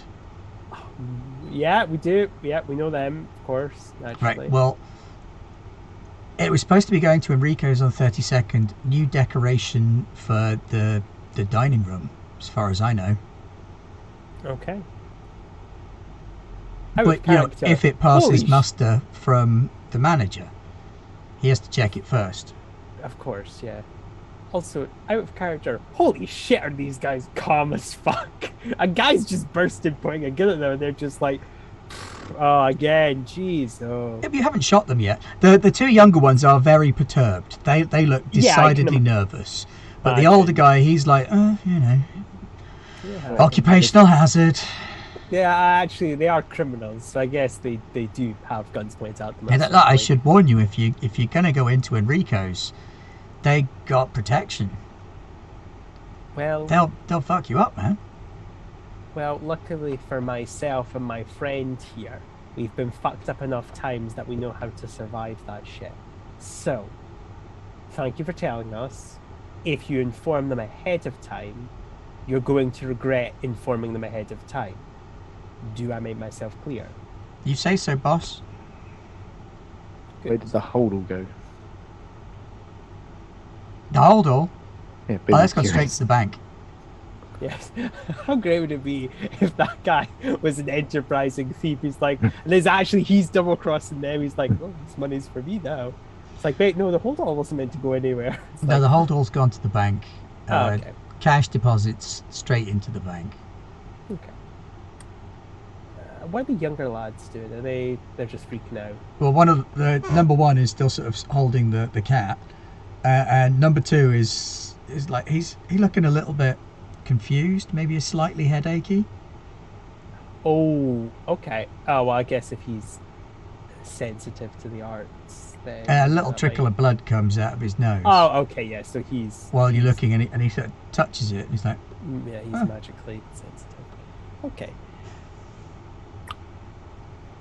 Billy, do you have any questions for these guys? I mean, Cooper. He said Cooper. He didn't say Billy. He said Cooper. I think they knew. Well, they could find out who we are. Billy's thinking, how can we make sure they're not going to phone ahead that we're coming? So we have an option. No, well, not without doing physical harm to them, which Anderson doesn't want to, because yeah. Is there a phone in the apartment, or does he have like some sort of cell device? He's got a cell device. He's got a big chunky brick phone, which is sat inside a little magical circle thing. Okay. So Billy wants to try and get the phone. Can he penetrate the magic circle? Just sat there inside the circle. He's going to take the phone. I'm taking this. And oh man, I wish we had a magic user, because then we could put that rune on their door to stop them getting out of the apartment. It's Billy. It's fine. Don't worry about it. I trust these guys. Okay. Gives a knowing look to all three of them. We'll move quick. We'll move quick. Yep. So do. We're heading out. Oh, sorry. What were you going to say? No, that's nothing. I had to look up the name of it because it's in the chat and it's gone because I can't remember how to say it. Miniko. What was it? Minike Nico. Thank you for that. I'm glad we were able to give it its proper name. You can keep that. Yeah. Oh, are we taking that back? No, they can keep that. They can keep that. Okay. Very nice of us to do. Yeah, click the phone open and start like running downstairs. Okay, guys. So as you're running down the stairs, you do hear a body hit the floor in the loft apartment, just one. And number one, the cat holding guy goes, "Fuck, Jerry." Okay, yeah, we need to move quickly because that's either really bad or really, really bad, depending on.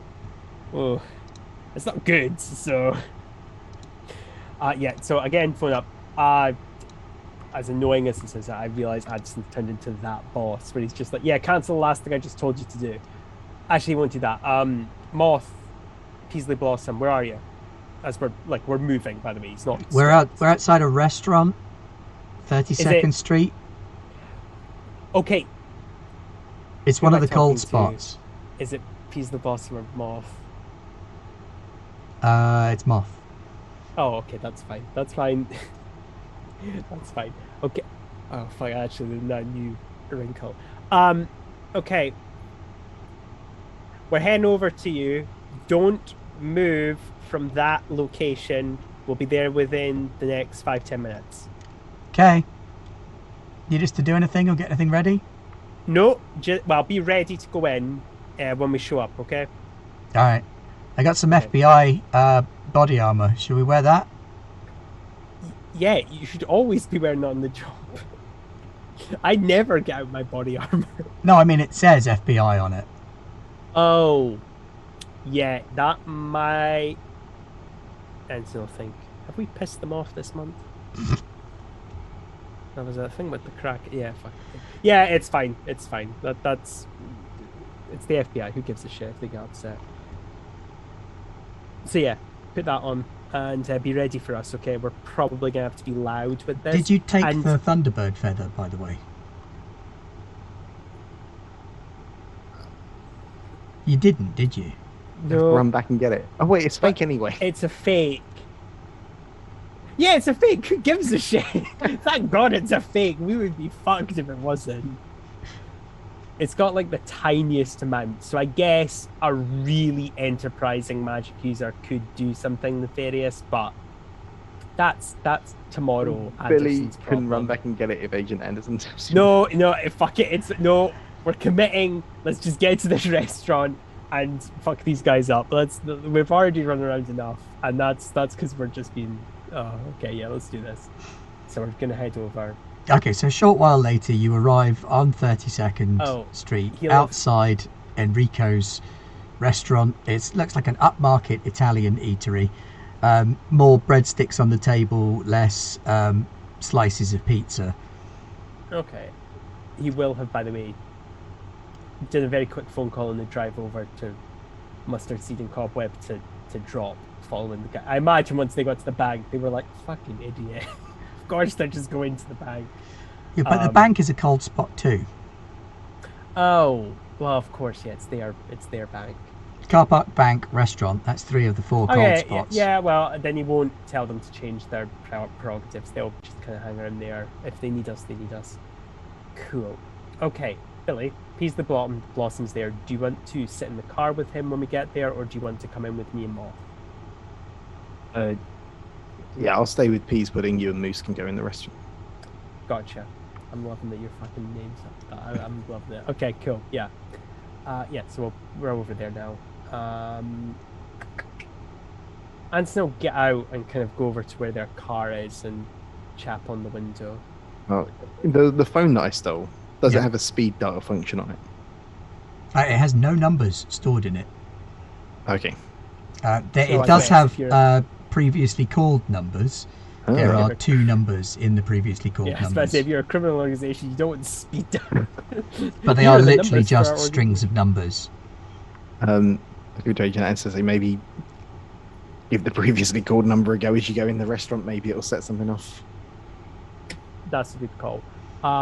So there are 2 previously called numbers. One is a DC area code number, and one is a mobile number. You know what? I'm going to do the dick move. Billy, that's up to you. You get to choose how to handle that. Okay. Because Anderson's going to do the punchy. Billy's going to make the assumption that we saw the hold will leave first, so that the second most recent call would have been something about the money, and then the most recent call would have been to say that the thing was on the way to the restaurant.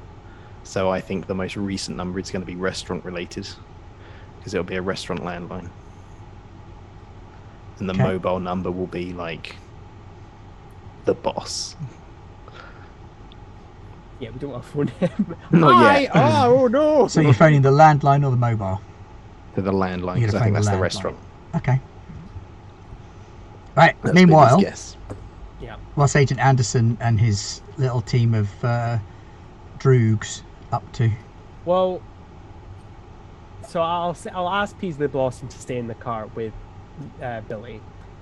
I'll give a little dispatch over to Mustard Seed and Cobweb to get them over, but I know realistically if they're all the way on the bank end, it'll probably take them a couple minutes to get there. I guess we could wait, because having the full group would probably be wiser to kind of just deal with any like problems aside, because Anderson's going to go in for so you're waiting and you're waiting and you're waiting. We can do Billy calling the place. Billy calling the mobile Probably. number. Landline. Landline, sorry, landline. Right. Keep crossing it over in my own head. So you call the landline, and there's a pickup. Shaughnessy? No, that's not what Billy's saying. I actually missed what you just said. Sorry. Shaughnessy. Gonna see you to see you. Nice. What? Look, I got the bag. It's going in. All right? I was going to call you in a minute once it's all put through. It's over $1 million. I got to put it through in 2 separate chunks, otherwise it starts to show up. Said give you a message. You have to bring the bag back to the restaurant when you're done. What the hell is wrong with your voice, man?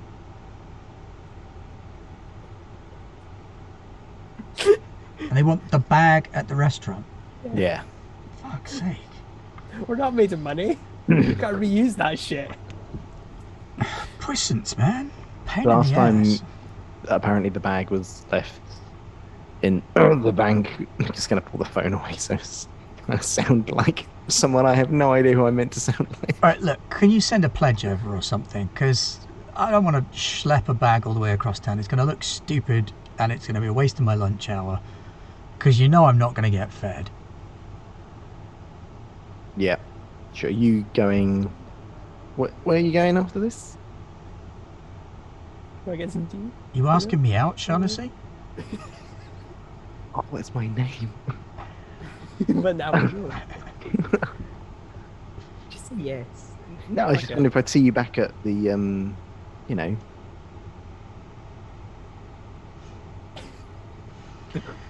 Sure, man. Yeah, I'll see you. I'll see you at the next meeting. That's like tonight anyway, so... Yeah. Look, I hear there's supposed to be a ritual of some shit tonight, so at least we get to do something for real. It'll be good. Fame of fortune, buddy. Click. I do like the idea that was his thought. He's like, oh, he's trying to ask me out. Oh, fuck. I'm going to have to be really polite about this. Like, well, we'll meet at, you know, the cult ritual thing. Yeah, we'll definitely be there. Oh, boy. That was perfect. Okay. So that was the landslide. Yep. Oh, weird. Okay. I thought it was the bank. Oh. That was the bank. Okay. Well, and Billy's just thinking, well, that probably didn't help Agent Anderson anyway. No, that kind of did help, because... Well, you're on your way into the restaurant, aren't you? Yeah, but... Well, no, he was going to wait with you in the car, like, while the other two are getting there, because I'm probably going to... Like, he'll explain this. Yeah, we'll probably be sending them in as corral. So if anybody tries to book it out of there, they can grab them, and I'll hopefully be able to get them out of there, because get out... Well, not Paz Nagy. Well, hopefully Paz Nagy, but also find out something about the big bad. Okay. So, the other agency car pulls up, and Mustard Seed and Cobweb get out, come over to your car. Yep. Kind of lean in. Okay. Oh, yeah. There isn't really an observation role, is there? No, it would be an act under pressure. Yeah, it'd be an act under pressure. So, all right, Leon, picking you up make on- an act under pressure roll. Yeah, because Anderson's talking. Because to Anderson's them. briefing the troops. Yeah. He did it. Success? 11 plus 1. Nice. Good success. Okay, yes. well, so you notice metro area cab pull up right outside the restaurant, and out gets Gingerbeard. He's not wearing his robes anymore, he's got a jacket on. And number one, who's not got the cat anymore. Gingerbeard and him are like lugging the feather between them, and they carry it into the restaurant. So you just kind of see this in the mirror while half listening to Anderson having a chat. Yeah, talking about the tactics, because Nye doesn't know tactics. So he's probably just, he's giving a Little decent whiteboard, explanation. arrows. Well, yeah, he's basically just saying to them, look, the three of them will be on the outside.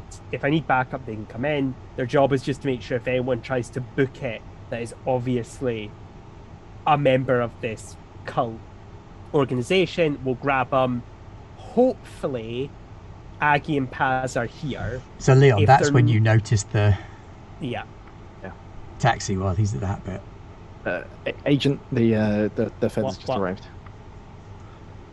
Oh, gesture behind. you fucker. Put a gun in people's face, and this is what you get for that. Right, okay. Fuck. Alright. Mustard Seed, Cobweb, you're on that. Moth, try not to... Yeah, you're on security detail. Just make sure that nobody gets out that shouldn't be getting out. I'll fucking try and get in there before they do. Oh, they're Mustard in. Seed. They were literally stopped right outside the door, and Billy watched them walk in, and then he turned and told you they were there, and the door closed behind them. Right, guard the outside. I'm going to go in. Anderson's just going to go in there. Billy, I might call you in for backup, so just be ready for that, okay? Okay, yep. Yeah, Anson's going. Walk in. Okay, so you walk in, and it's lavishly decorated. Lots of deep woods, dark woods, red velvet. There's Italian opera playing over the sound system. The clientele appears to mostly be Italian Americans. Several youngsters that look a little bit like those two guys that you saw earlier are in there as servers. And there is one table that's set further up and slightly raised apart from the others, which is where you can see Gingerbeard talking to a guy sat at the head of the table, and around the table with that guy there are two other people with shaved heads, and then there's a woman sat at his left hand side, all sort of prettied up with big blonde hair. Is there a phone number for the restaurant visible on the front of the restaurant? There is, yeah. Billy wants to phone the restaurant as Anson's walking in. Okay, so you phone the restaurant as Anderson walks in. Enrico's, how can I help you? Yeah, I need to speak to Jerry. I think he should be there by now. Bald head, ginger beard. It's really urgent. Just shout out for him. Yeah, what? No, that we got Travis. Or we got Jerry P and we got Jerry Q. Bald head, ginger beard. That's Travis. Yep, Travis. All right. Yeah, he's with the general manager right now. No, now, urgent. What level are you? I reckon Billy's going to do some quick maths in his head and think about organizations, and he just, based on things usually seem to work in threes, and go 9. This is where you find out that there's 9 levels. Oh, wait. And you're like, oh my god! Billy's going to spend a point of luck Oh to shit! get the number right by luck. Okay. So what? Does that work? I guess luck if you tell literally me, is if you tell me what the number is that Billy would have to Well, say. Okay, well, no, you to see, drop okay, so you say 9, and or it's like, whatever the level- if he okay, just sorry, goes sir. like- if he just goes Minerval plus. Yeah, for context, it would either be a manipulate someone roll or an act under pressure, but by spending the luck, you're just saying, Yeah. oh, I crit succeed at that roll. So it could either be Billy's manipulating him. So are you manipulating or acting Yeah. under pressure? Because it's an auto 12, isn't it? I will act Do what you want and become your ally, or do what you want and something extra, or do what you want to absolute perfection. Do I want to perfection? I guess I'm going to say if it's either a numbered level, I just guess the number right, or if it's a particular word, something I've seen when we've been Clues and stuff that researching. you've bit, seen. No, I've we happened can go to say with a 9. word. So, sorry, sir. Yeah, let me get him for you right away. And you hear the phone kind of clatter a Hopefully little that bit. causes a distraction. I don't know. That's all I was I thinking. imagine I see the guy, because they'll have like a maitre. Is it maitre d', the one that stands at the front of the Yeah. restaurant and does like the booking and stuff? Yeah. So I imagine, is that the guy that I see? Like, No, at the phone and go, he's phoned the kitchen. oh, shit. Okay, that makes sense. Oh no, wait! You didn't phone the number in the phone, did you? You phoned the number on the in the door, restaurant. On which the would front be of the the maitre d' building. at the front of the building. Okay. Yes. So, yes, you see the maitre d' taking a call as you walk in, and he holds up one finger to you with like a wait a minute sign, puts the phone down, and goes running over to the top table, where there's a little discussion, and then Gingerbeard is kind of like torn for a minute, and then comes back with him to the phone. And I imagine And he that's sees the bit you. where- Stood there, and he's like, oh shit. So yeah, Anson's just gonna walk up, casual like. And he shouts, Obviously- it's the feds! Oh well, it casuals out the window, pulling out the sidearm. What do I see apart from the? Okay, describe the scene. Sorry, I keep talking. Okay, so you walk in. Gingerbeard is walking towards you. He sees you, says, "Oh shit!" You give him a little wave, and he shouts, "It's the feds!" before ducking down and to one side. The maitre d' moves to stand in the way of you at the stairwell leading up to the top table, and he grabs a silver tray with some drinks on and holds the silver tray like a shield. Okay. The wait staff all kind of back away, and a couple of the other guys who are in there that look like they might be organised crime members sort of nonchalantly look round at you. Many of them have got their arms inside their jackets now. Yeah, this is about to get very ugly. What is the person at the top table doing? The person at the top table stands up, and he's quite tall. He's nearly like 6'3", but he's also very, very broad. He's a huge guy. Like, he could do professional wrestling and intimidate people into losing if he wanted to. Wearing this really sharply tailored grey suit, and he looks over at you, and he kind of waves to everybody. All right, boys, calm it down. You must be Agent Anderson. I see you know my name. Yes. Come and take a seat. Joey, get up. I should look a gift horse in the mouth. I love that I just end up sitting down and talking to people through this, which is great.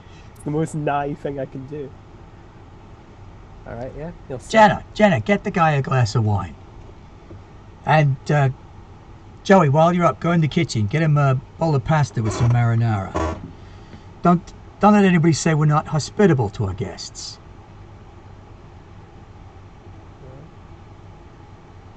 So, you must know why I'm here. Yeah, I was told you might show.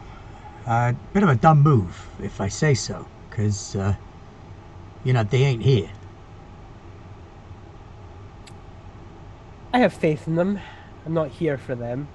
Oh, yeah, they're a tough pair of cookies, the pair of them. But, you go up against an organization on this scale, there's some hard lessons to be learned, you know what I'm saying?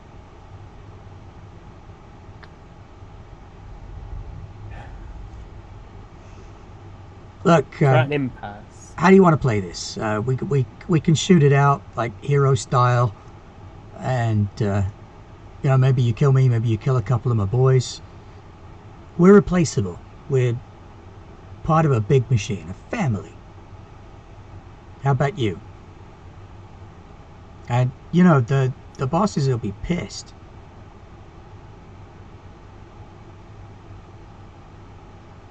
I wouldn't count on your little girlfriends having too many fingers after that. A bowl of pasta is put before you and a glass of wine. Eat! Come on, eat. It's good. Enrico does great pasta. Sorry, they're Americans. Just lifting out the gunshot and wondering what's going on. And he sits back down and takes a swig out of a tumbler of whiskey. Tucks into some pasta himself, like he hasn't got a care in the world. Anson's going to kind of wait for a moment or two, kind of think, compose himself. I've been in this business long enough, let's say, and I've met all types, yourself included. Oh, sure, yeah, I don't doubt it. And it's been a while, a very long while, since I really cared. This is a job. It's a job to you. We're both businessmen. We're just trying to make our money. We're just trying to live our lives. It's the first time in a really long while that it's felt personal. Like in Detroit in '88. Yeah, I read your file. Do your little team of kiddos out there know about Detroit? Do they know what you did there? Not a lot of people know what I did there. Well, they got a lot of faith in you, those kids. Be a shame if that went south, huh?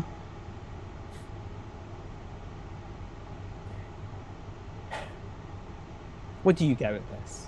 What do I get Not out your of this? bosses, not you specifically. Me personally, Yeah. you know, this goes off. I go up a level. All right. Next seat in the pyramid that comes vacant, that's my seat. Okay. Cut you a deal. Cut you a deal. See, now this is how a gentleman does business. Now we're talking.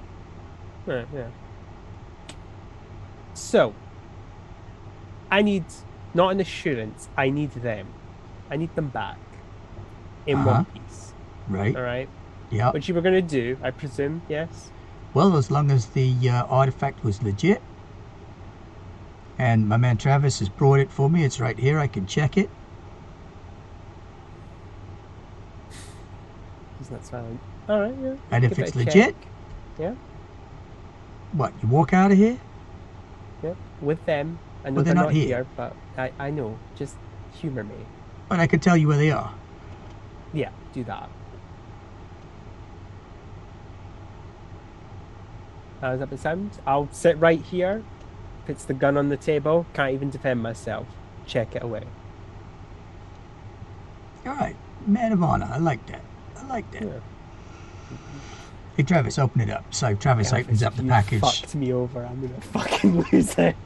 And don't fuck me, Elvis. This guy takes his jacket off, rolls up his sleeves, and you can see that he's got lots of magical tattoos up both of his forearms. And he performs a sequence of magical gestures. And reaches out and puts his hand directly on the feather. Closes his eyes for a second. And it's like he's tasting something in his mouth. And he takes his hand away and he says, "Okay. Looks like you came through. I can feel it. It's got the vibe." Look, it took me a lot to get that fucking thing out there, so... Yeah, I mean, your own people are going to be pretty pissed when they find out. Hey. It's all just business at the end of the day. Gotta look out for your people. Yeah. Well, you're a smart man, and I get that you want to look out for your own people. So, we good? Yeah. We're good. Shakes hands. He goes kind of glassy-eyed for a second. Like staring into space.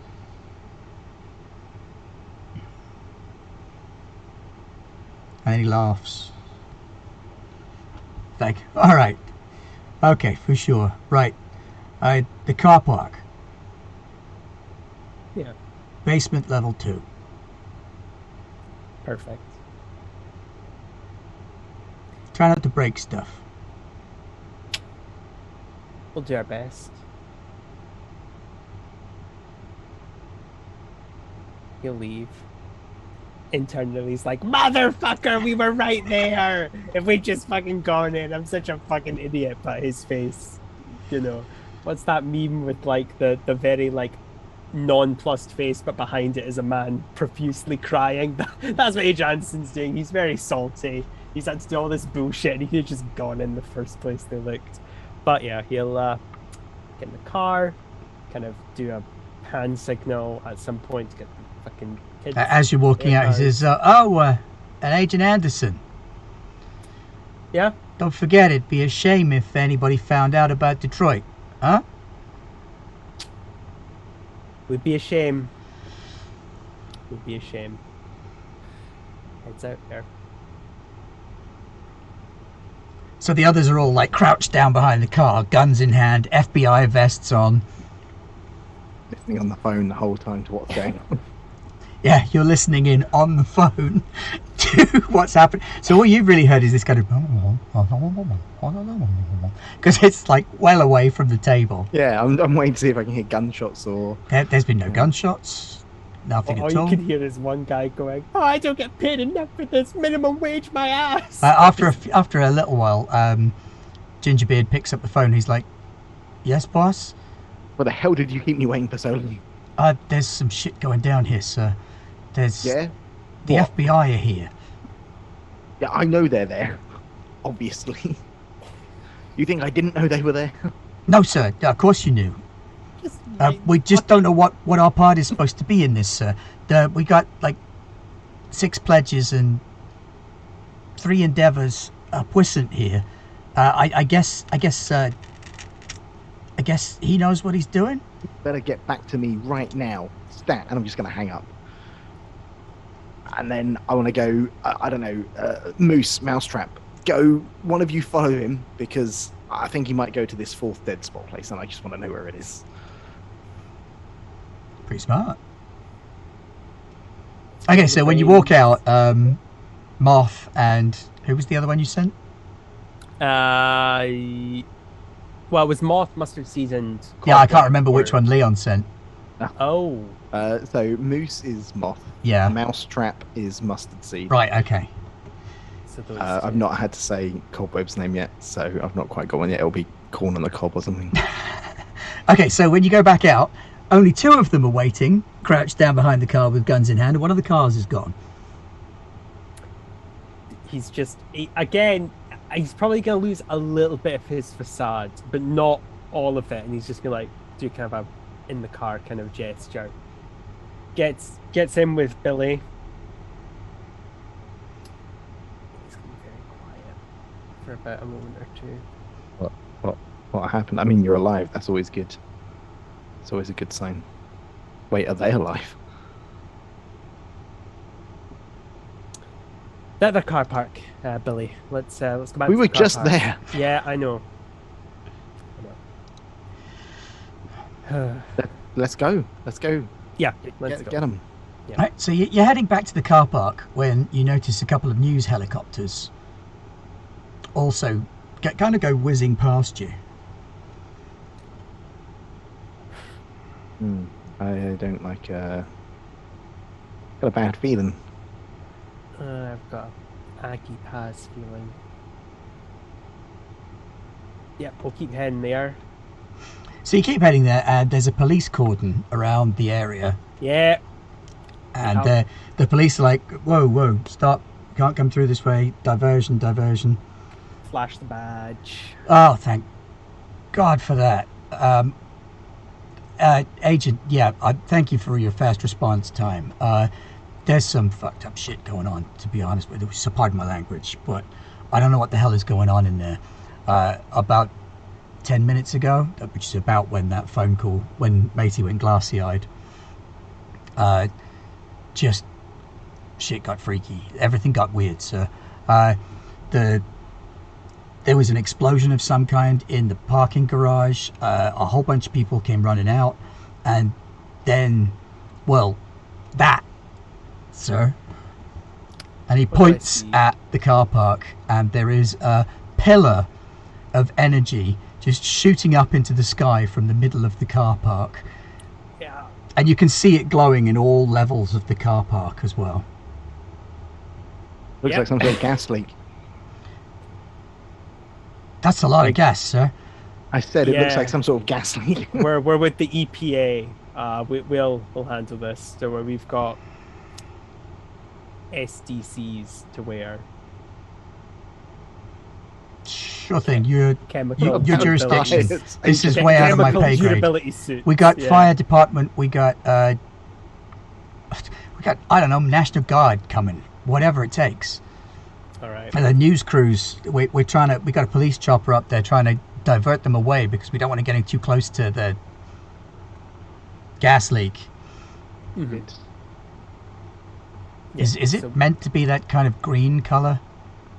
Well, you know what DC's, infrastructure systems like sometimes. Yeah, for sure. Yeah. Look, I'm. The radio's gone crazy, sir. Can you handle it from here? Because I got to maintain the cordon. I'm just saying, for everyone's safety, I did read that some of the old like gas shells from the Great War could have been buried all over DC. So that might be. So maybe we'll get keep as many everyone people back, away. and your team Exactly, can go in and do mustard your gas, thing. So all that stuff. So yeah, but we'll head in there and we'll sort some stuff out. I imagine we can just enter. Yeah, yeah. I mean, the damage that's been done. Oh, phew! The video froze for a second there. I thought OBS was about to die on me. That would have been awkward. So yeah, you walk in to the parking garage, and there is a fairly neat geyser-like hole. Oh, it is frozen. No, it hasn't frozen. How about that? Can you hear us? Yeah, it looks like we're okay. Okay, that's fine then. Oh, we're good. Okay, we carry on. So there's this geyser-like hole in the middle of the ground floor parking garage, just blasting this greenish lightning out of the middle of the floor. You can't really approach because it gets quite painful. But, there's stairs. You wouldn't want to have been parked in any of those middle spaces. There is like the smashed up wreckage of... How much do I bet there's one person that's being pulled away, police going, "My car! I had just bought it!" Absolutely.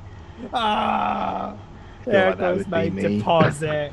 Like, in real life, if my car was next to a burning building, I feel I would be that idiot that tries to break past the firefighters to save my car. So you head downstairs in the parking garage, basement level 1, basement level 2. And basement level 2 is utterly abandoned. There is plastic sheeting hanging up near the elevator. You recognise the rune on the basement 2 elevator button, which is the stay away rune that you've seen before. So with your knife you scratch it up a little bit so that you can press the button, because otherwise you wouldn't want to press that button. Or you could go down the stairs. But again, the same barrier on the stairs. Fucking, he's just got to pull out his sidearm and shoot. Just fuck this bullshit. Fuck this cult. Fuck this crime organization. Fuck all this shit. He's probably going to hurt himself in the process. Basement level 2. He's fine. He's fine. Good. It's 10. Behind the plastic sheeting in basement level 2, there is a secondary structure that's been built. 2 guards outside. Both appear to have been strangled to death. They have looks of abject horror on their faces. Okay. And the shadows are a little bit wrong. Just a little bit off. Okay, that's... Oof. Okay, that's Paz. That's Paz for you. Right, okay. And so you go into this sort of temporary structure that they've got built, and it's just a warren of crappy little rooms. Yeah. There's cards on a table. Nobody else around. Is there any screaming? There's okay, so listening, you can't hear screaming, but you can definitely hear noise coming from one of the rooms. I mean, you can hear screaming, but it's like a continuous scream, and it's coming from the geyser of energy. But you can also hear other noises coming from one of the nearby rooms. Okay, I'm assuming the geyser of energy is Aggie, Agent Ensign. Yep, 100%. That's Aggie. That's Aggie in a nutshell. Okay. Billy, I gotta say something before we get them. I may need to talk to all of you. Like all of you. So just bear that in mind, okay? Okay. Billy has serious anxiety, and that now is just spiking even more because he thinks like he's in trouble. Yeah, well, also kind of like your mother and I love you very much. We're getting a divorce. It's that kind of parental tone. Like, it's not you guys, it's me. But yeah, whatever. Okay, shall we? Yeah, do you want to put it up? And one of it goes for Aggie, and one goes for. You can go for Paz. I'm going to think back to the strangled guards and be like, do I want to go for Paz? Do you want to go to the geyser? I'll go looking for Paz. So you go into the room where you can hear the noises coming from, and there is a very specific type of party happening in that room, the kind that Paz excels at. Oh. There are advanced states of undress involved. She is definitely not wearing the Victorian nightgown that they had her in. And the shadows in this room, again, are a little bit off and weird. And when you come in, she's like, Billy! Hey! Hey! Paz, trying to look... 1 second! At Paz. And, like, the light picks up a little bit. And the remaining guards in the room all kind of keel over to one side. They're just sleeping, she says. One of their heads is the other way around. Yeah, Billy does not believe her. I mean, it's probable that at least some of them are unconscious in some fashion. They might not all be dead. So Billy's just trying to be cool, like in his head when he was imagining being super cool, but obviously he's just super bashful and awkward. He's like, we came to pick you up. Thought you could do with a ride. That's really sweet of you. You're welcome. Oh, you're embarrassed. Can I have some clothes? Do you have a coat? Can I borrow your coat? Yeah, so it's got like long red relation type jacket. So all she's wearing at the minute is this band of pure blackness around her neck that you're sure is meant to be a ribbon, but it looks a lot deeper than that. It's rocking a lot of Vanta black at the minute. The shadows kind of calm down, at least. Oh, yeah. Still weird, otherworldly shadow movements. Yeah, the weird, otherworldly shadows have calmed right down. You can see that this room, which used to have a bath full of water in and loads of crucifixes and people chanting, there's piles of robes where there used to be people chanting. The crucifixes appear to have been removed. And several people are wearing the candles, as that's pretty much all they're wearing. They're very creative candle holders now, yes. Well, the lot of the wax gone a lot of the way. Oh, cool. Actually, can you carry me over this puddle? Yeah, gonna hop over the puddle and try not to step into it or think about what it possibly is. It was holy water. Oh, okay. There we go. I guessed wrong. Yeah, the floor of the room is kind of soaked in this water, and given time it might have soaked in, but at the minute the floor is very wet, and it's holy water. Isn't strong enough to do like a kind of marriage carry or a fireman carry, so it's going to have to be a piggyback. I also like the idea that in his mind he's like, I'm big and strong. Oh! No! Yeah. No, piggyback! Like doing like the heavy breathing through your mouth, like, oh! Yeah. It's not like any of the fantasies when. As you give Paz a piggyback out of the room, you're quite grateful that you're giving her a piggyback in this way and not in the way any of the others might have done. Meanwhile, Agent Anderson braves the exploding center of this complex, and something very funky has happened in this room. The magical seals that you've seen before, they've been inverted, they've been twisted in on themselves, and they've been folded together to pull the magic out of the wards instead of put it in.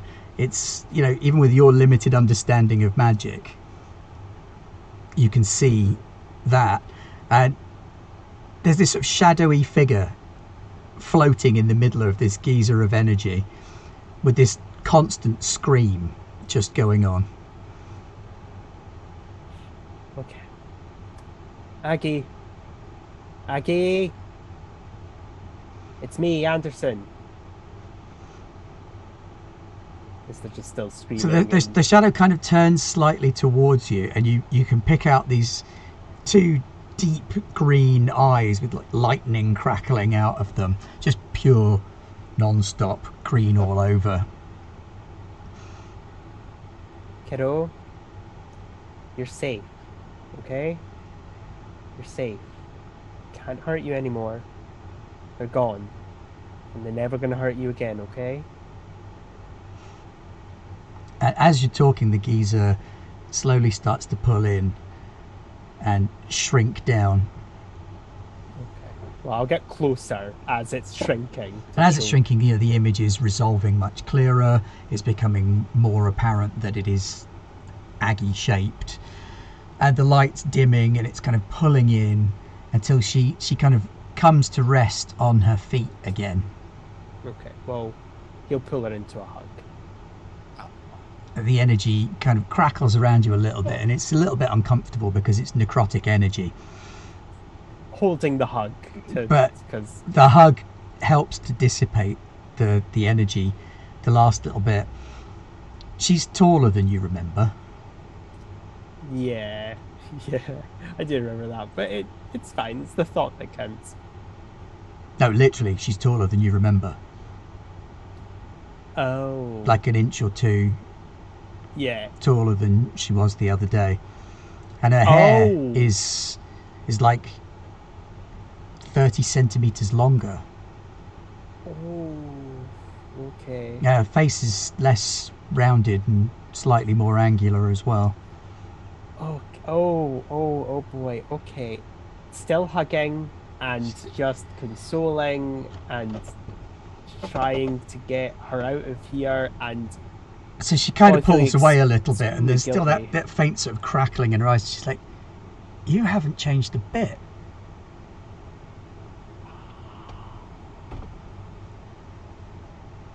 Yeah, I haven't. You haven't changed a bit in 3 years.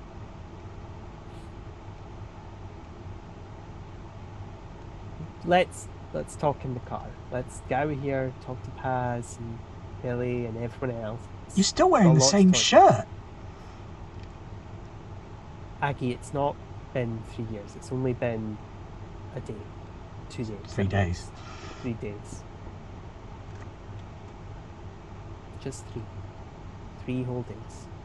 Okay, so she lets you sort of lead her out, and you meet up with Leon and Paz. Paz is wearing, not Leon, Billy. It'd be weird if Leon was there. Cool though. You meet up with Billy and Paz. Paz is wearing Billy's long coat. I imagine wearing it better than Billy's ever managed to wear it as well. Like, it's always looked like a really crappy worn out coat, and then suddenly it suddenly looks like a really stylish coat now. Yeah. And Aggie kind of crashes into Paz and says, I'm so sorry. It was a really stupid plan. Paz is like, no, it's fine. We didn't know. We're okay. Right? We're fine. They're never going to be able to touch you again. Let's get you guys out of here.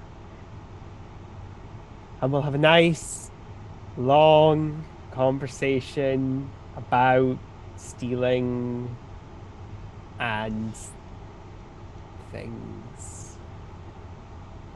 Lots of things. I'm pretty sure you tried to steal some shit from a casino recently, but not going to no, now it's is not not like the time. a parent telling them off. It's like, we need to have a family talk about says how Billy, the man with $800,000 in the back of his Maserati.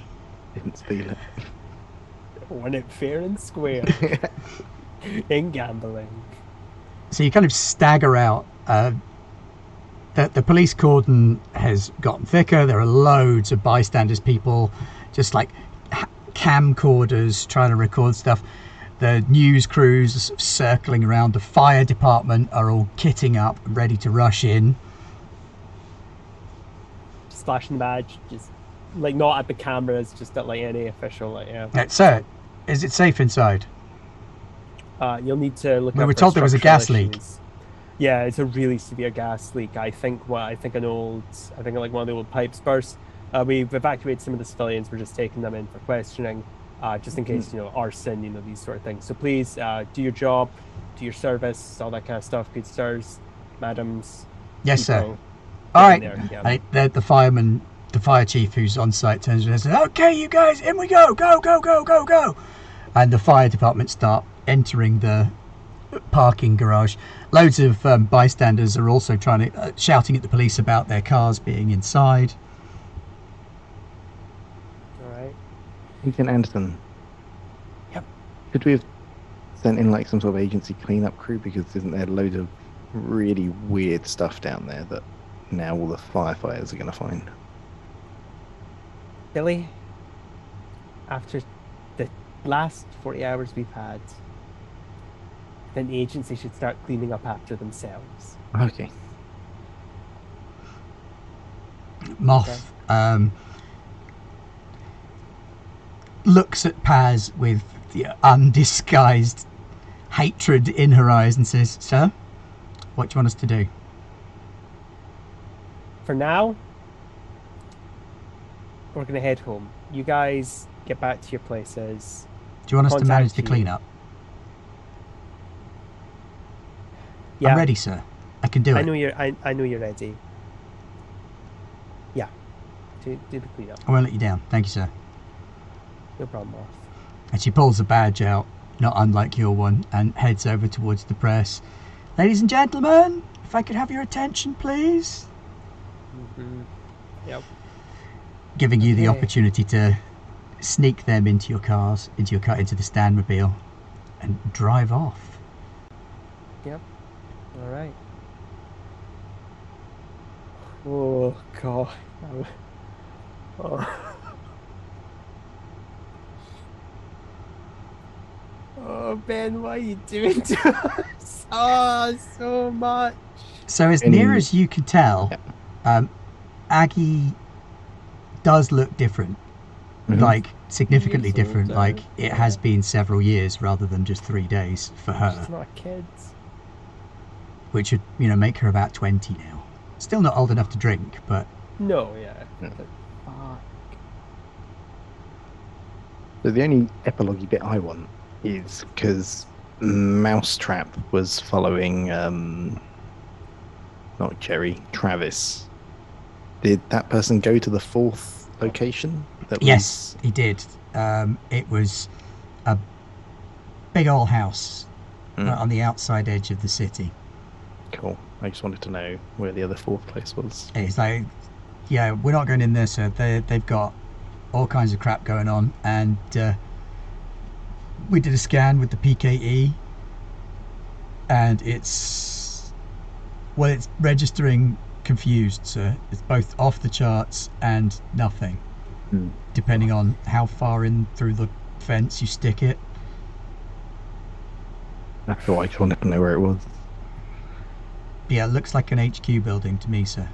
A lot of shenanigans. I don't know why they're calling you sir, but they think you must be a sir because you sent them on a mission. Yeah. Yeah, I think they would. I've not really worked out how the relationship's going to go, because technically they should all be equals, but also, I don't know.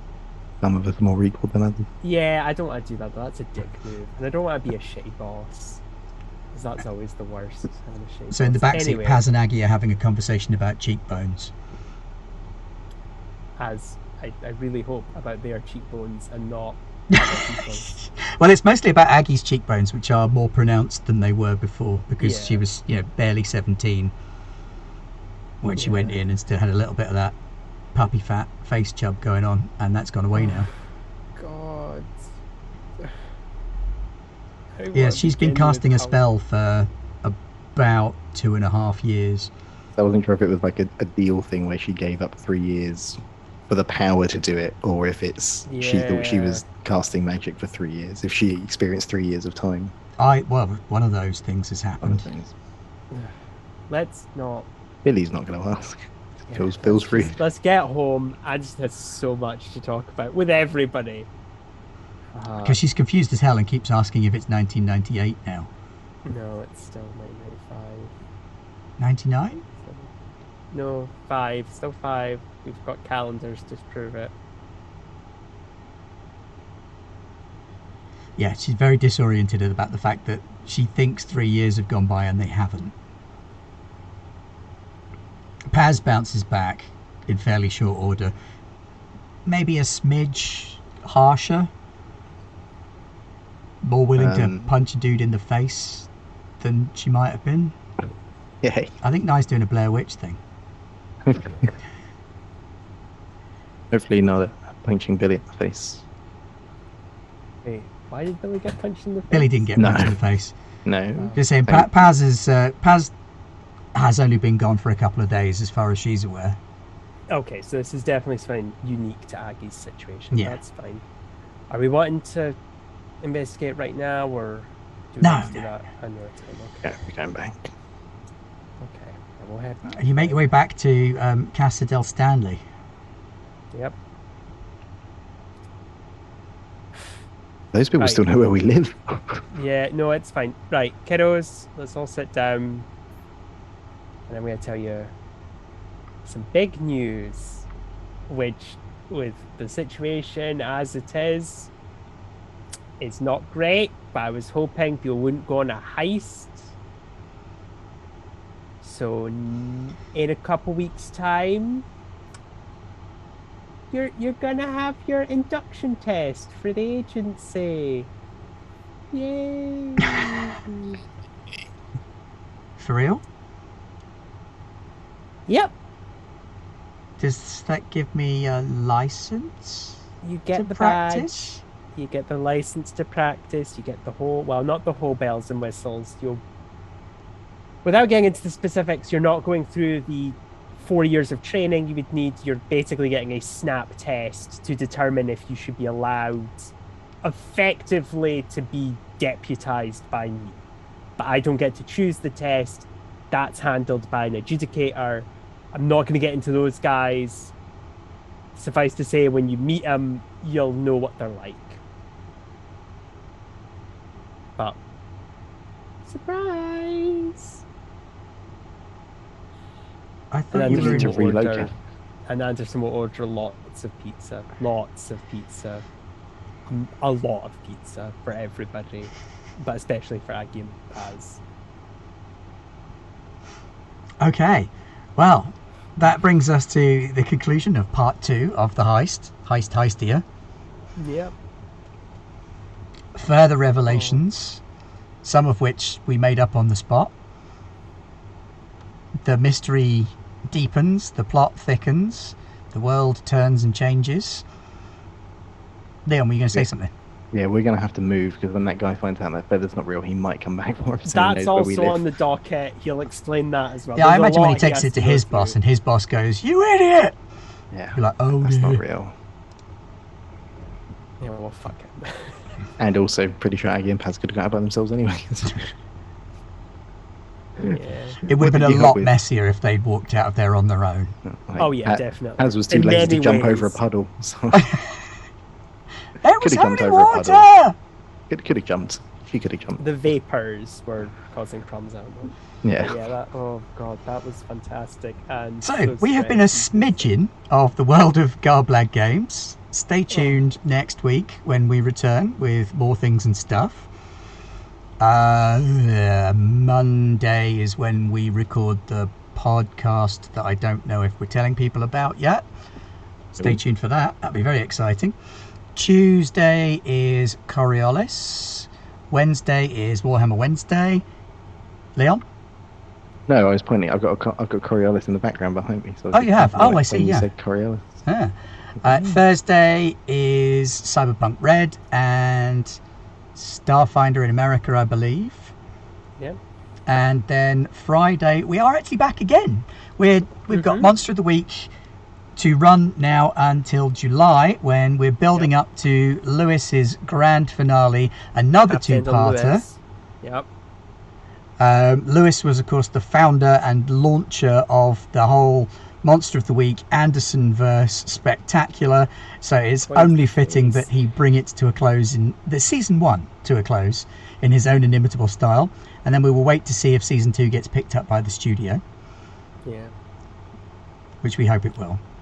Yeah. We'll have a wrap party as well, which will definitely determine if the studio picks it up.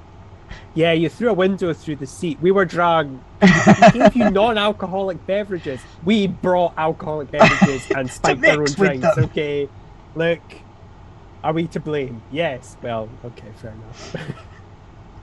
But until next week, we shall bid you adieu and see you then. So thank you very much for playing with us tonight, and good night. Bye. Shh.